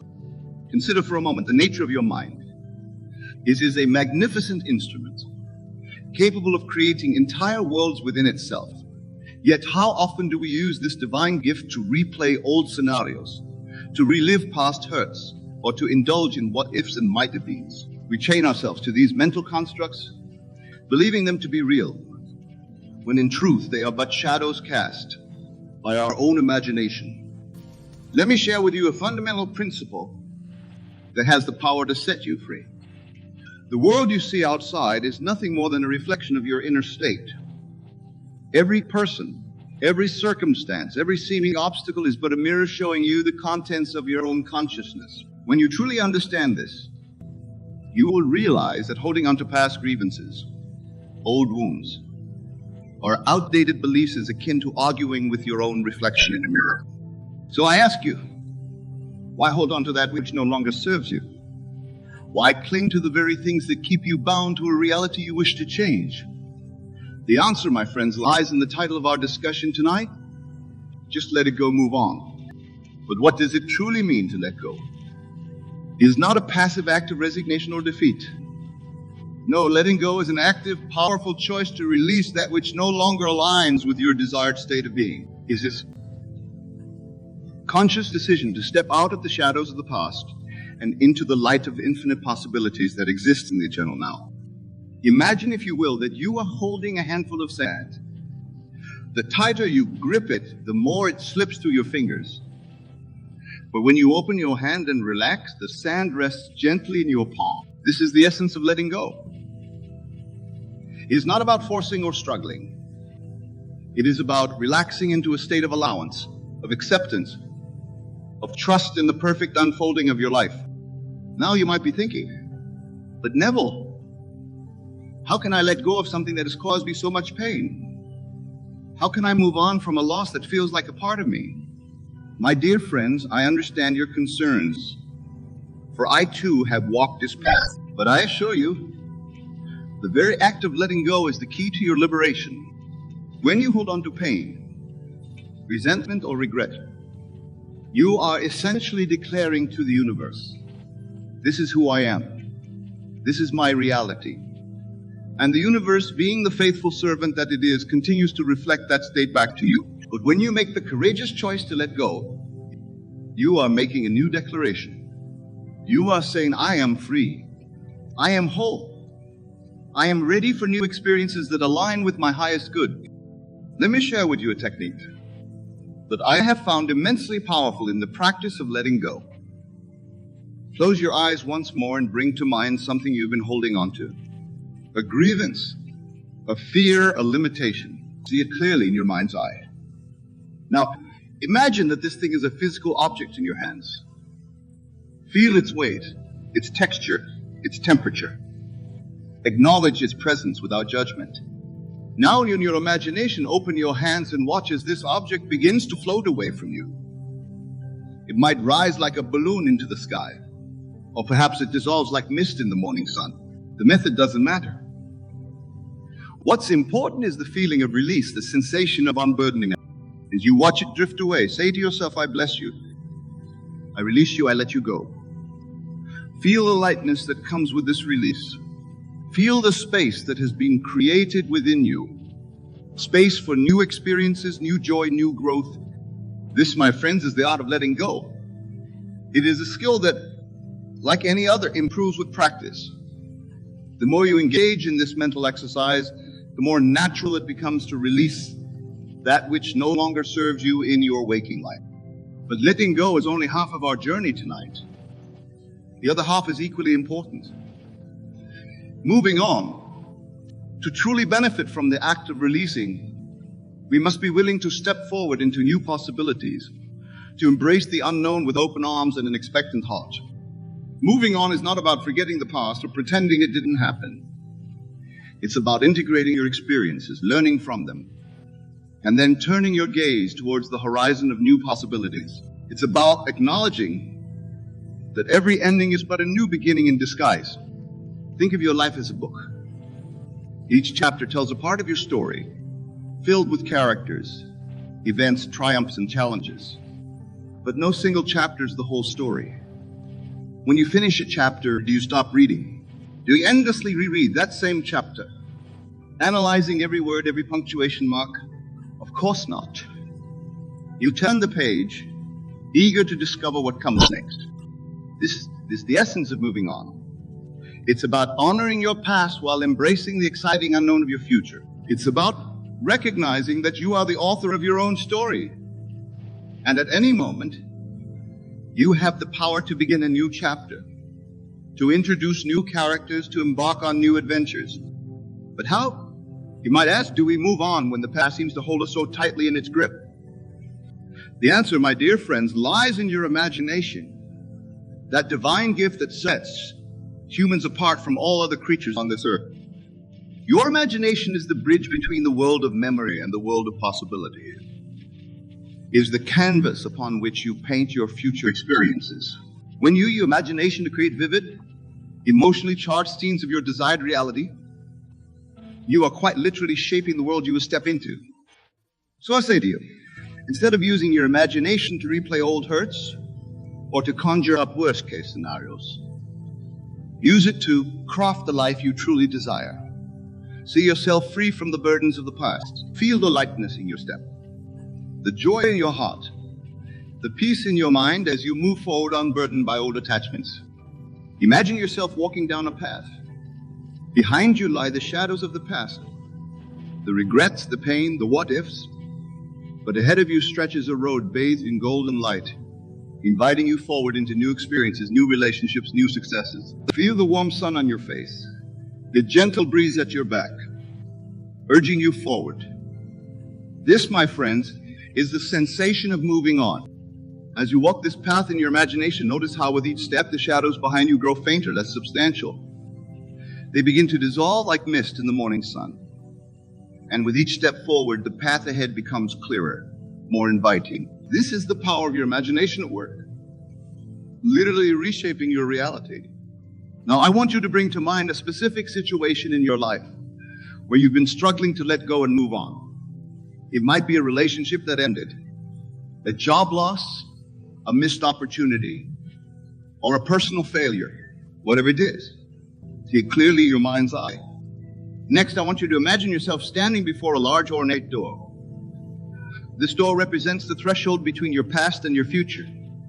On this side of the door is everything you've been holding on to, all the pain, regret, and attachment associated with that situation. Now, in your imagination, reach out and grasp the handle of this door. Feel its solidity beneath your hand. Take a deep breath, and as you exhale, turn the handle and push the door open. As it swings wide, you're bathed in a warm, golden light streaming from the other side. Step through the doorway. As you do, feel yourself leaving behind all the weight, all the struggle, all the attachment. Feel it falling away from you like old, worn-out clothing. On this side of the door, you are light, free, unburdened. Look around you in this new space. What do you see? How do you feel? Notice the sense of possibility, of potential, of new beginnings that surrounds you. This, my dear friends, is what it feels like to truly let go and move on. Now, I want you to carry this feeling with you as we continue our exploration tonight. For this sensation, this lightness, this freedom, this sense of infinite possibility, this is your true nature. This is who you really are when you strip away all the accumulated layers of past experiences, societal conditioning, and self-imposed limitations. And as we delve deeper into the art of letting go and moving on, I want you to remember this truth. You are not your past. You are not your struggles. You are not your failures or your successes. You are the awareness that experiences all these things, but remains forever untouched, forever pure, forever free. In this state of awareness, letting go becomes as natural as breathing. Moving on becomes as effortless as the flow of a river to the sea. For in this state, you recognize that all experiences, whether we label them as good or bad, are simply passing phenomena in the vast, unchanging sky of your consciousness. Now, you might be wondering, but never about responsibility. What about learning from our mistakes? Aren't we supposed to remember the past so we don't repeat it? These are excellent questions, and they bring us to a crucial distinction. Letting go does not mean forgetting. It does not mean avoiding responsibility or ignoring the lessons of the past. Rather, it means extracting the wisdom from your experiences without carrying the emotional baggage. It means learning the lesson without continuing to punish yourself or others. It means acknowledging what happened without allowing it to define your present or dictate your future. Think of it this way. When you learn to ride a bicycle, you may fall many times. Each fall teaches something out, how to balance better, how to steer, how to brake. But once you've learned to ride, you constantly replay those falls in your mind. Do you approach each new ride with fear and trepidation, expecting to fall again? Of course not. You've extracted the lessons, integrated the skill, and now you ride freely, joyfully, without giving those initial struggles a second thought. This is the art of letting go and moving on. It's about integrating the lessons of the past without being bound by them. It's about using your experiences as stepping stones rather than allowing them to become stumbling blocks. But how do we practically apply this in our daily lives? How do we cultivate this ability to let go and move on in the face of life's challenges? The key, my friends, lies in your power to choose your focus. In every moment, you have the power to choose where you place your attention. And where your attention goes, your energy flows. When you consistently focus on past hurts, regrets, or grievances, you are quite literally feeding those experiences with your life force, keeping them alive in your present reality. But when you make the conscious choice to focus on what you want to create, on the person you want to become, on the life you want to live, you begin to starve those old patterns of thought and emotion. They begin to wither and fade, like plants deprived of water and sunlight. This is not to say that the process is always easy or instantaneous. Like any skill, it requires practice, patience, and persistence. There may be times when old thoughts and emotions resurface, times when the pull of the past feels strong. You aren't your thoughts. You are not your emotions. You're the one who observes them, the one who has the power to choose a different focus. When you find yourself caught in old patterns, gently but firmly redirect your attention to the new story you're creating. Use your imagination to vividly experience the reality you desire. Feel it, see it, hear it, taste it, smell it. Make it so real in your mind that it becomes more compelling, more real than any past experience. This is the power of your imagination at work. It is through this faculty that you literally shape your reality. For what you imagine with feeling, with consistency, with faith, must inevitably express itself in your outer world. This is the law of your being. as dependable as gravity. Now, I want to address a concern that often arises when we speak of letting go and moving on. Many fear that by releasing their attachment to the past, they might lose something valuable, a cherished memory, an important lesson, a part of their identity. But I assure you, my dear friends, that true letting go enhances rather than diminishes your experience of life. When you let go of your attachment to past experiences, you don't lose the memory or the lesson. Instead, you gain the freedom to appreciate them without being bound by them. You create space for new experiences, new growth, new joy. It's like cleaning a window. You don't destroy the window. You simply remove the dirt and grime that was obscuring your view. Moreover, by releasing your attachment to a fixed identity based on past experience, you open yourself to the infinite potential of who you can become.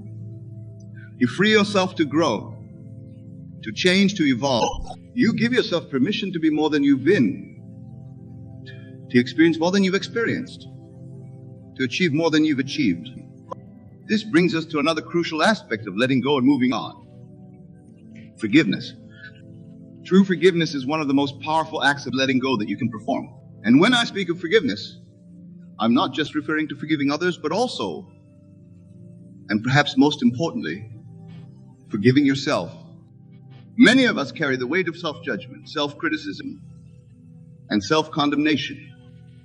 We replay our mistakes, our perceived failures, our moments of weakness, punishing ourselves over and over again in our minds. But I say to you, it's time to lay down this burden. It's time to forgive yourself. Imagine for a moment that you are two people, the one who made the mistake and the one who's been judging that mistake. Now allow these two aspects of yourself to face each other. See the pain, the regret, the shame in the eyes of the one who made the mistake. And now, from the perspective of your higher self, extend forgiveness. Say to that aspect of yourself, I forgive you. I release you from judgment. I free you to grow and to change. Feel the relief. The release, the lightness that comes with this act of self-forgiveness. This is the power of letting go in action. This is the first step in moving on to a new chapter of your life. And just as you forgive yourself, extend that forgiveness to others who may have hurt you in the past. Understand that by holding on to resentment, anger, or the desire for revenge, you're not punishing the other person. You're punishing yourself. You're drinking poison and expecting the other person to die. Forgiveness doesn't mean condoning harmful actions or allowing yourself to be mistreated. It simply means releasing the emotional charge associated with the event, freeing yourself from its grip on your present and future. It's about reclaiming your power, your peace, your joy, as you practice forgiveness of yourself and others. You'll find that letting go becomes easier. Moving on becomes natural. You'll start to feel lighter, freer, more open to the wonderful possibilities that life constantly offers. Now, my dear friends, as we continue our journey tonight, I want to address another aspect of letting go and moving on that often trips people up: the fear of the unknown. Many of us cling to the familiar even when it no longer serves us, simply because it's what we know. We fear that by letting go, we'll be stepping into a void, a great unknown that feels threatening and uncertain. But I say to you, this fear is based on a misunderstanding of the nature of reality. The truth is, the unknown is not your enemy. It is the birthplace of all possibility.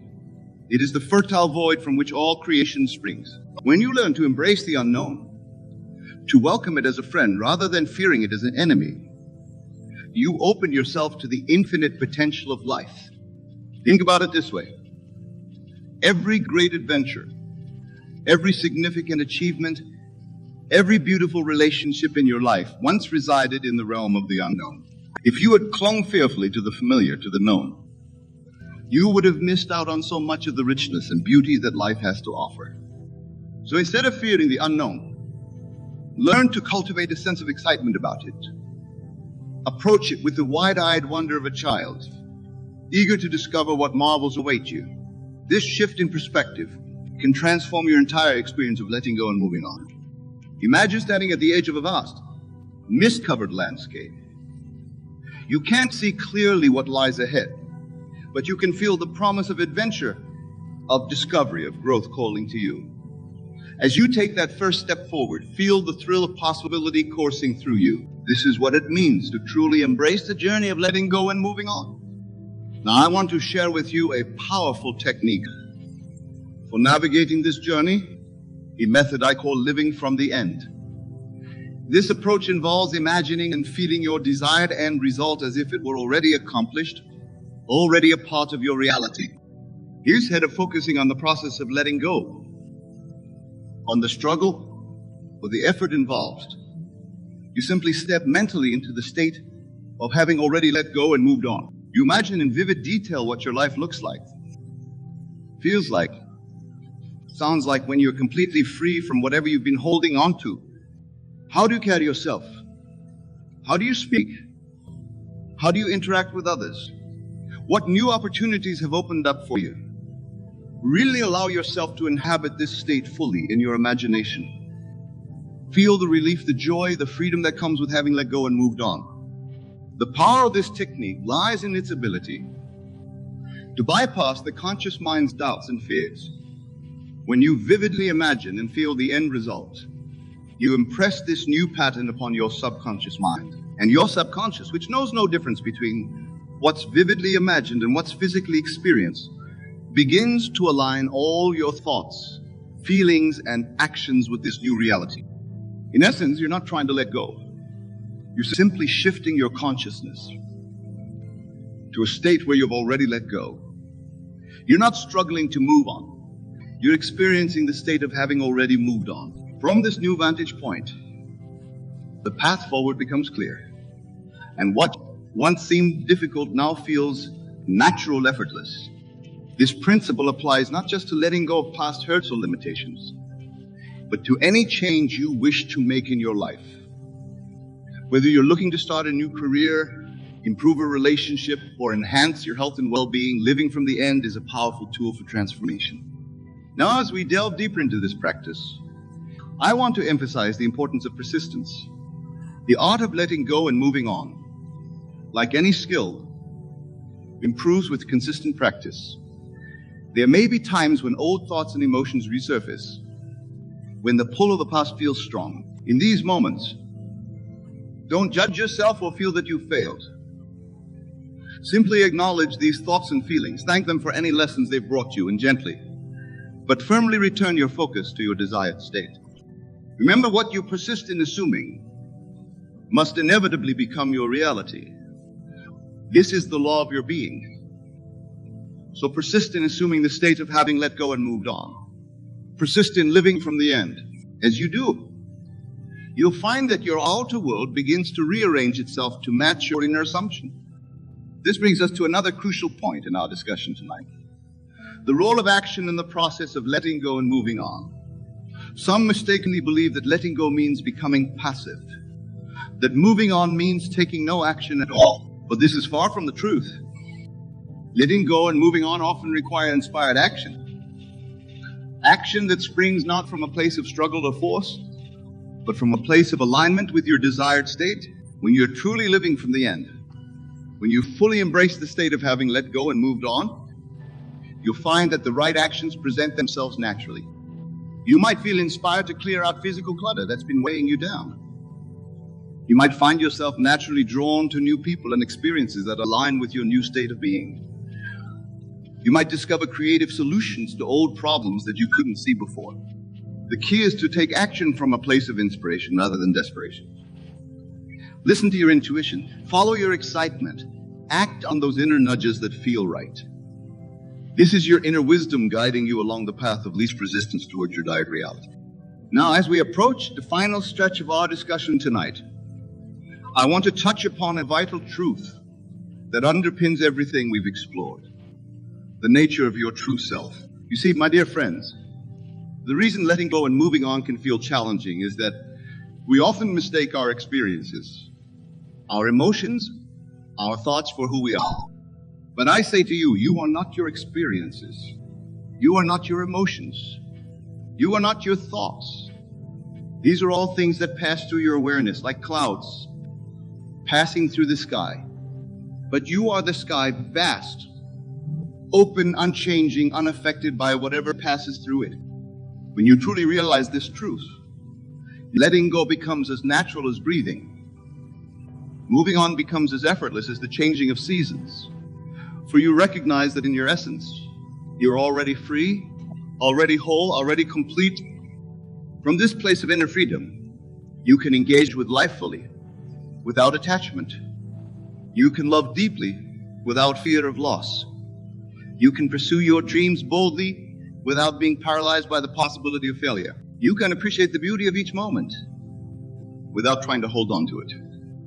This, my friends, is the ultimate art of letting go and moving on. To live fully in the present moment, open to all that life offers, while remaining anchored in the unchanging awareness that is your true self. As we come to the close of our time together tonight, I want to leave you with a simple yet powerful practice. Each night before you sleep, and each morning when you wake, take a few moments to connect with your true self. That vast open awareness that is always present, always at peace.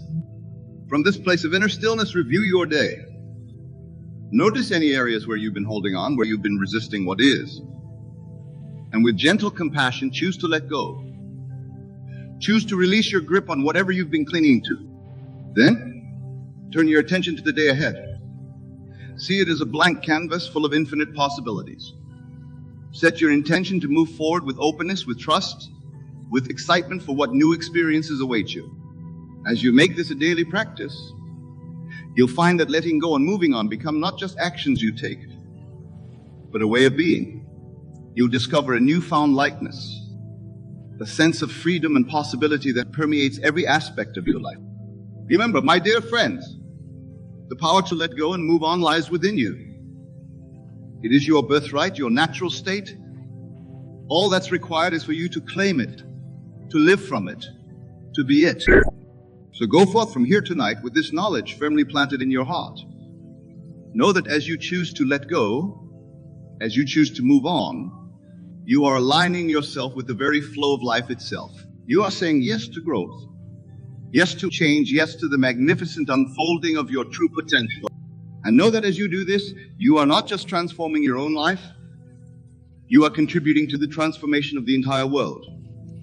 For as you let go of old limitations and move into new possibilities, you inspire others to do the same. You become a living example of the freedom and joy that await us all when we embrace the art of letting go and moving on.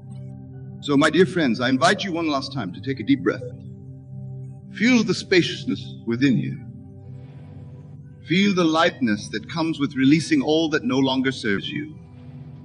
Feel the excitement of stepping into the unknown, into the realm of infinite possibility. And as you exhale, affirm to yourself, I let go, I move on, I'm free. Carry this affirmation with you as you go about your days.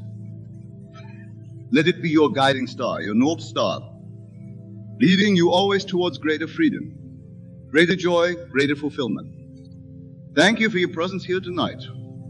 May your journey of letting go and moving on be filled with grace, with ease, and with the joy of new discoveries. Remember, the world is waiting for the unique gift that only you can bring. So let go of all that holds you back. Move boldly into the life that calls to you, and shine your light brightly for all to see.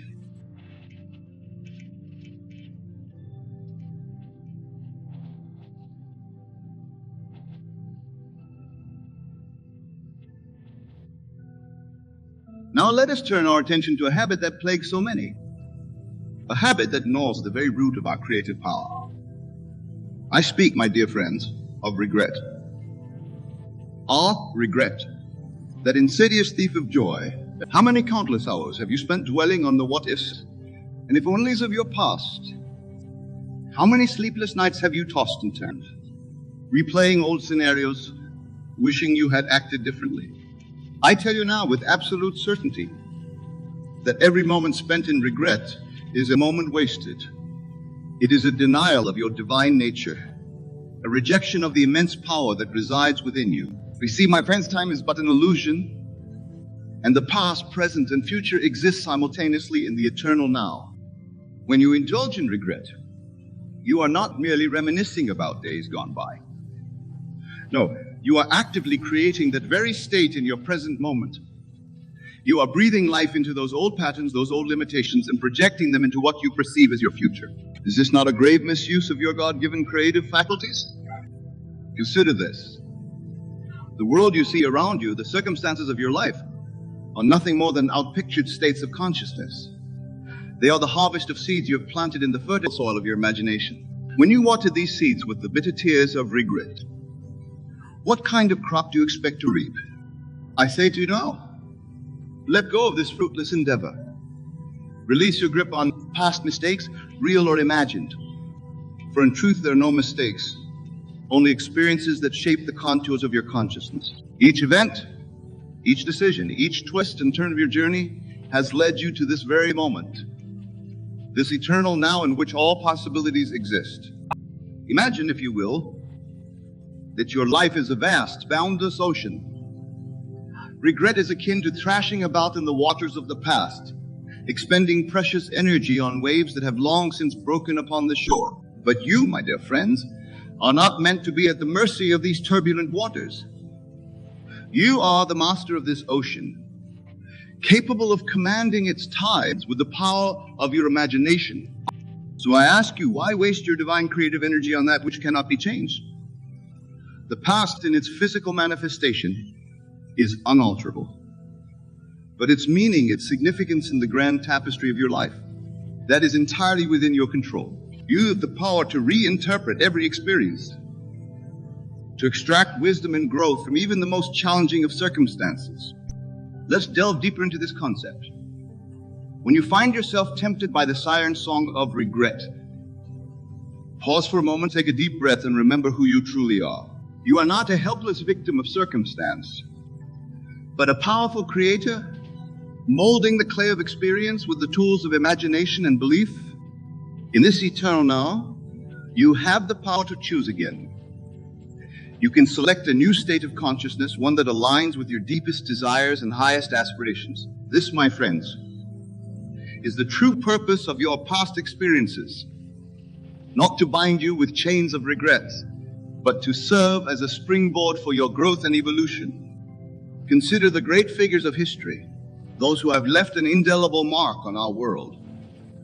Do you think they achieved greatness by wallowing in regret over past failures or missed opportunities? Certainly not.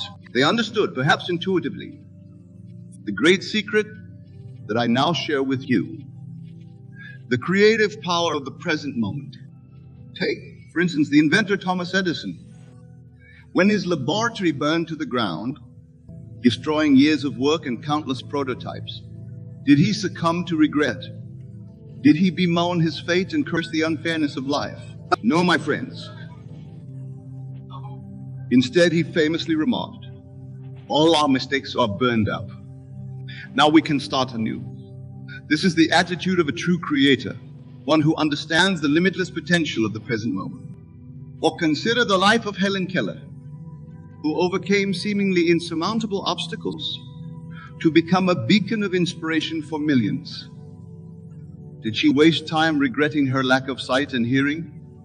No, she chose instead to focus on what she could do, on the vast potential that lay within her. She once said, "When one door of happiness closes, another opens."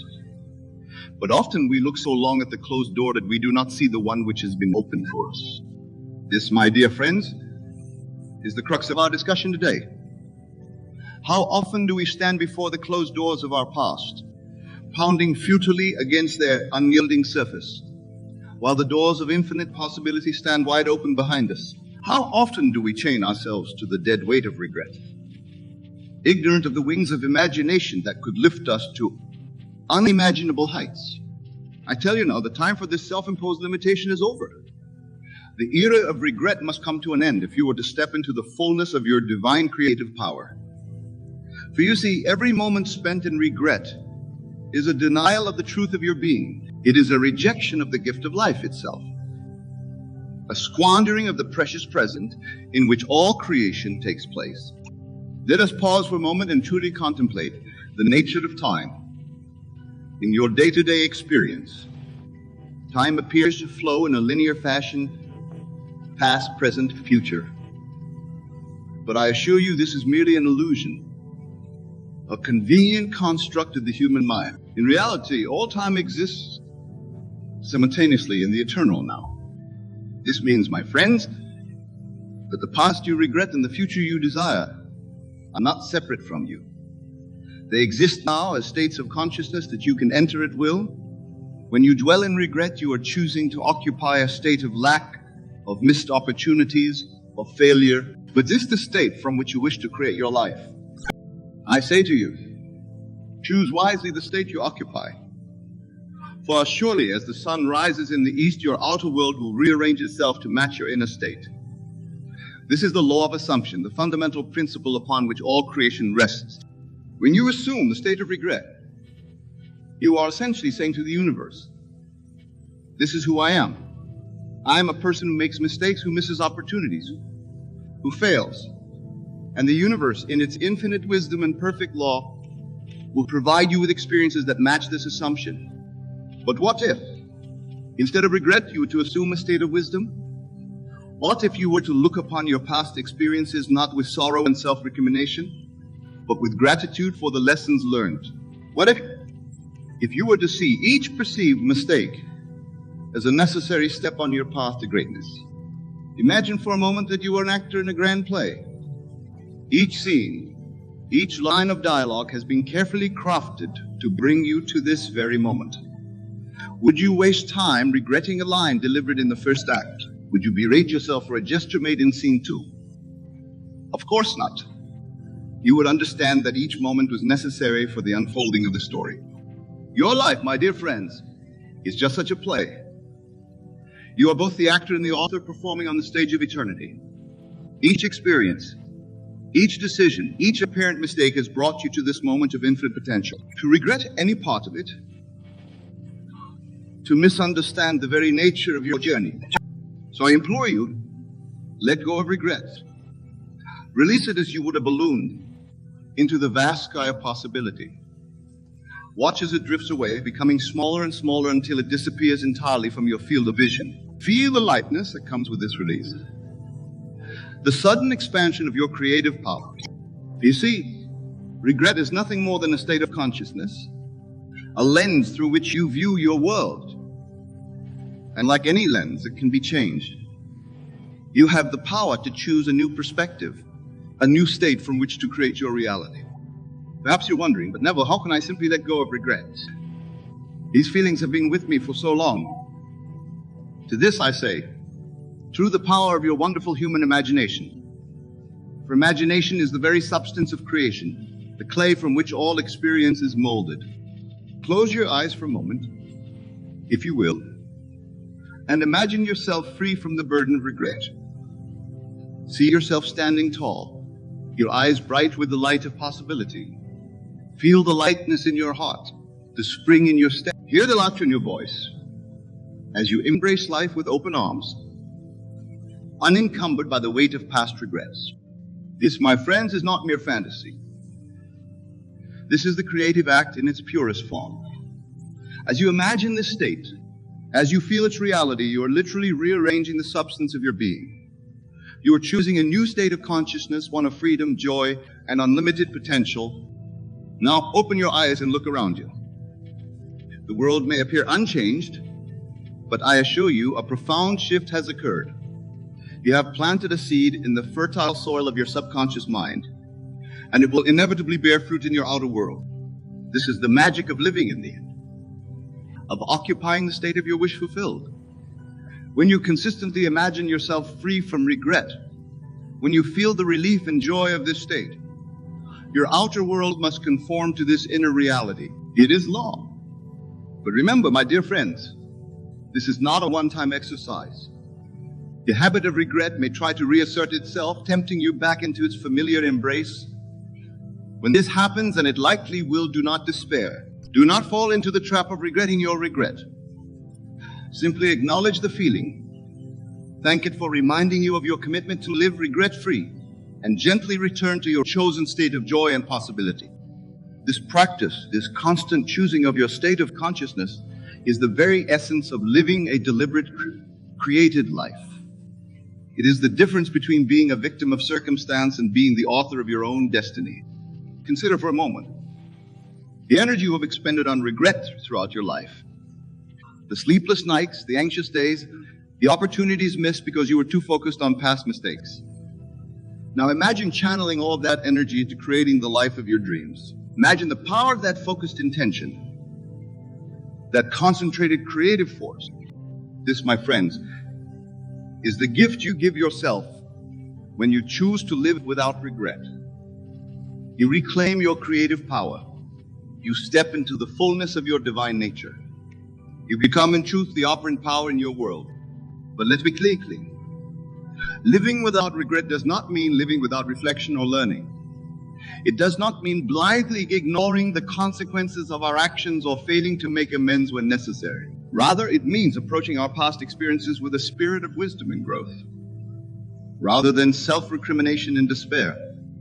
When you find yourself tempted to regret, pause and ask yourself, what can I learn from this experience? How can I use this knowledge to create a better future? In this way, you transform what might have been regret into fuel for your growth and evolution. Remember, my dear friends, that in every moment you are creating your future. Each thought, each feeling, each assumption is a brushstroke on the canvas of your life. When you paint with the dark colors of regret, is it any wonder that your world seems gloomy and limited? But when you choose the vibrant hues of possibility, when you assume the best of yourself in your world, you create a masterpiece of living. Your life becomes a testament to the creative power of consciousness, an inspiration to all who encounter you. So I say to you now, with all the conviction of my being, do not waste another precious moment in regret. Your past does not define you unless you allow it to. You are not the sum of your mistakes, but the totality of your creative potential. Embrace this truth. Feel it in every fiber of your being. Let it infuse your thoughts, your words, your actions. For as you assume this state of limitless possibility, as you live from the end of your desires fulfilled, you become a living embodiment of the creative principle itself. Imagine, if you will, a garden. In this garden, you have planted many seeds over the years. Some have grown into beautiful flowers, others into sturdy trees. But there are also weeds, the weeds of regret, of self-doubt.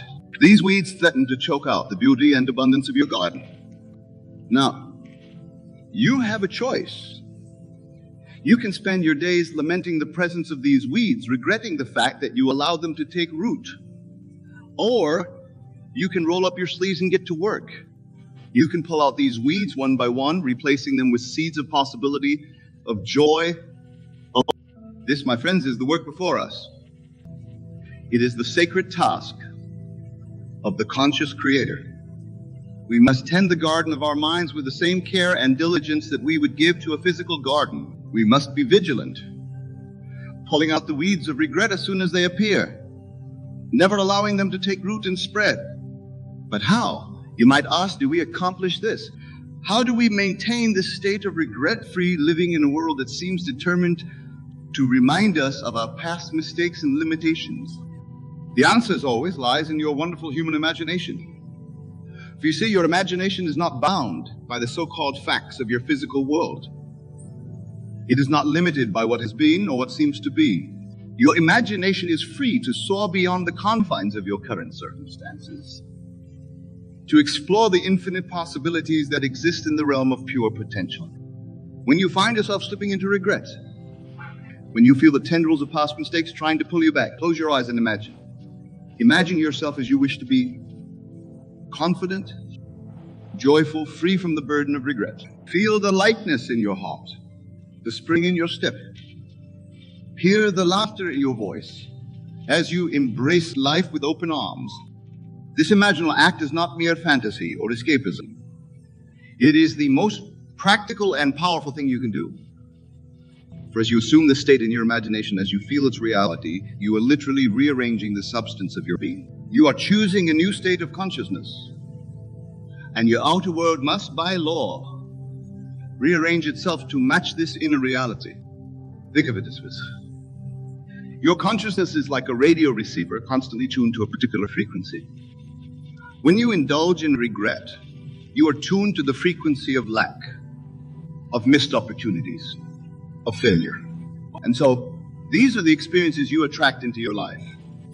But when you imagine yourself free from regret, when you assume the state of joy and possibility, you change the frequency.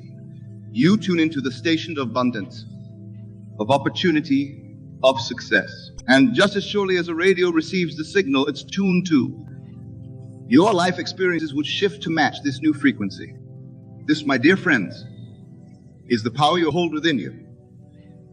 It is the power to choose your state of consciousness, to select the frequency you wish to broadcast to the universe. And the universe, in its infinite wisdom and perfect law, will provide you with experiences that match your broadcast.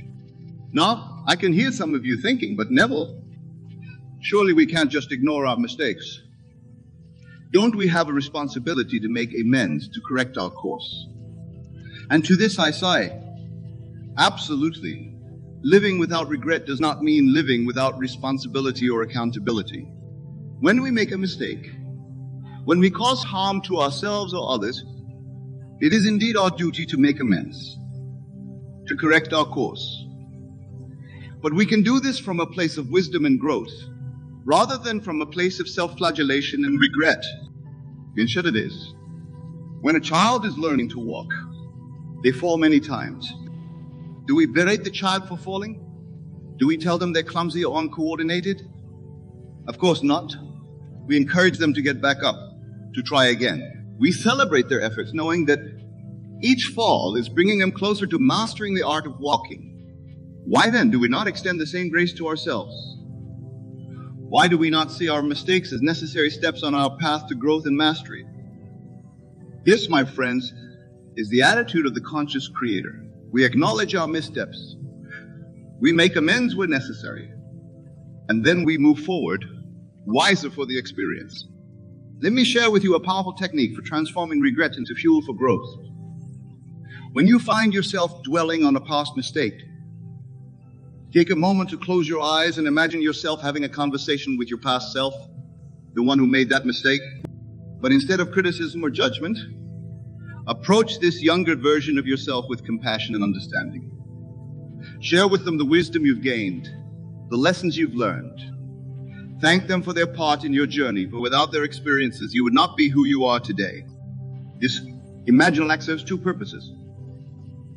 First, it helps you reframe your past experiences in a more positive light, seeing them as necessary steps on your path rather than regrettable mistakes. Second, it allows you to integrate the lessons learned, to truly embody the wisdom gained from these experiences. Remember, my dear friends, that in the realm of imagination, all things are possible. Time and space are no barriers.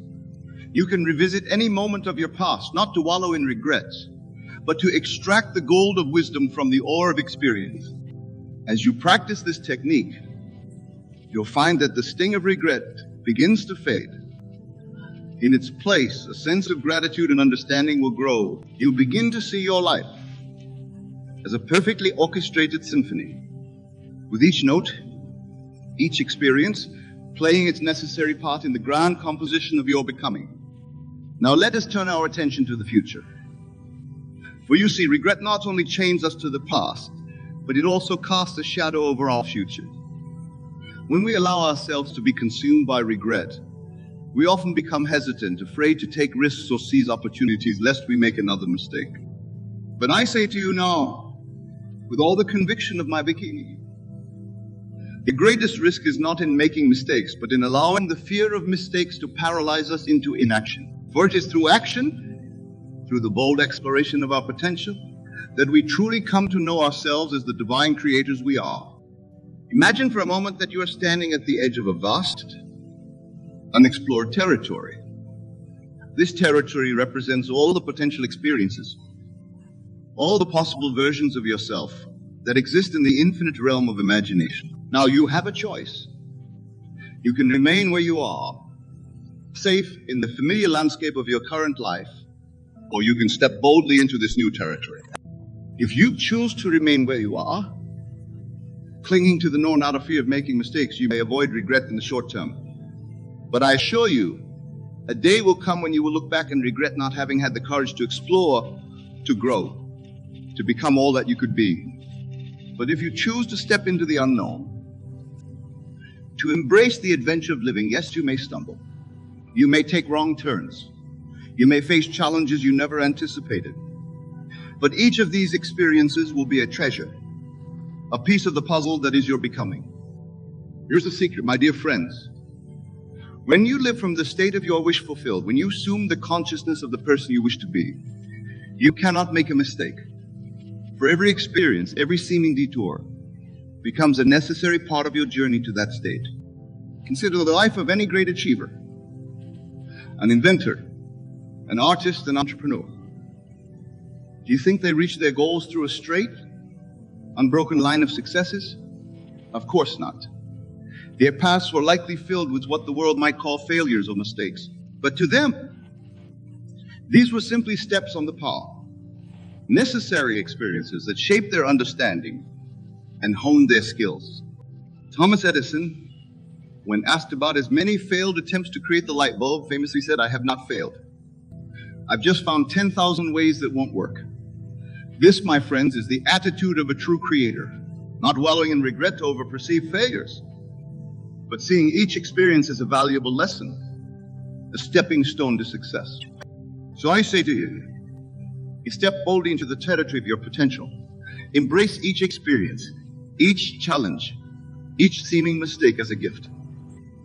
For it is through these experiences that you come to know yourself, that you refine your understanding of your desires and your capabilities. And as you move forward, remember this.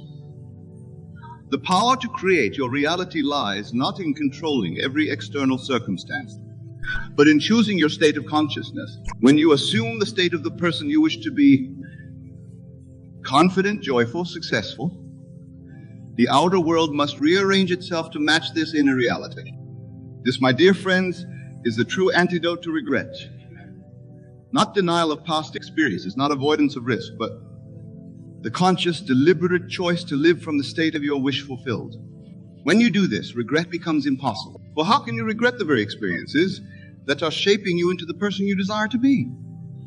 Let us take a moment now to truly eternalize this understanding. Close your eyes, if you will, and imagine yourself 1 year from now. But not just any version of yourself. Imagine the version of you that has fully embraced this principle of living without regret. See yourself standing tall, your eyes bright with the light of possibility. Feel the confidence that radiates from every cell of your being. Hear the joy in your laughter as you recount the adventures of the past year. Notice how every experience, every challenge, every seeming obstacle has only served to strengthen you, to bring you closer to your true self. Now, from this place of joy and fulfillment, look back on your current self. Send waves of love and encouragement to the you that exists now. Assure this present self that every step, every decision, every experience is perfect and necessary. Feel the deep sense of peace that comes with this understanding. This, my friends, is not mere visualization. This is not idle daydreaming. This is the creative act in its purest form. As you assume this state in your imagination, as you feel its reality, you are literally reshaping your consciousness. You are choosing a new state of being. And your outer world must, by law, rearrange itself to match this inner reality. As we draw this discourse to a close, I want to leave you with a powerful affirmation. Repeat these words to yourself, not just with your lips, but with every fiber of your being. I am the author of my life story. Every experience, every seeming mistake is a perfectly crafted chapter in the grand narrative of my becoming. I choose now to live from the end, to assume the state of my wish fulfilled. In this state, regret is impossible, for all is in divine order. I am free. I am joyful. I am the operant power in my world. Feel the truth of these words. Let them sink deep into your consciousness. For as you assume this state, as you live from this understanding, you step into the fullness of your creative power. You become, in truth, the author of your own destiny. My dear friends, the choice is now before you. Will you continue to waste precious moments in regret, chaining yourself to a past that exists only in your imagination? Or will you embrace the infinite potential of the present moment, stepping boldly into the grand adventure of your becoming? I urge you with all the love and conviction in my heart, choose wisely. Choose to live without regret. Choose to see every experience as a gift, every challenge as an opportunity for growth. Choose to be the conscious, deliberate creator of your life story. For when you make this choice, when you fully embrace your power as a divine creator, you open yourself to a life of unimaginable joy, abundance, and fulfillment. You become a living testament to the creative power of consciousness and inspiration to all who cross your path. Go forth now, my dear friends, and create boldly. Live fully, love deeply, and always, always remember, you are the operant power in your world. The choice is yours. Make it a magnificent one.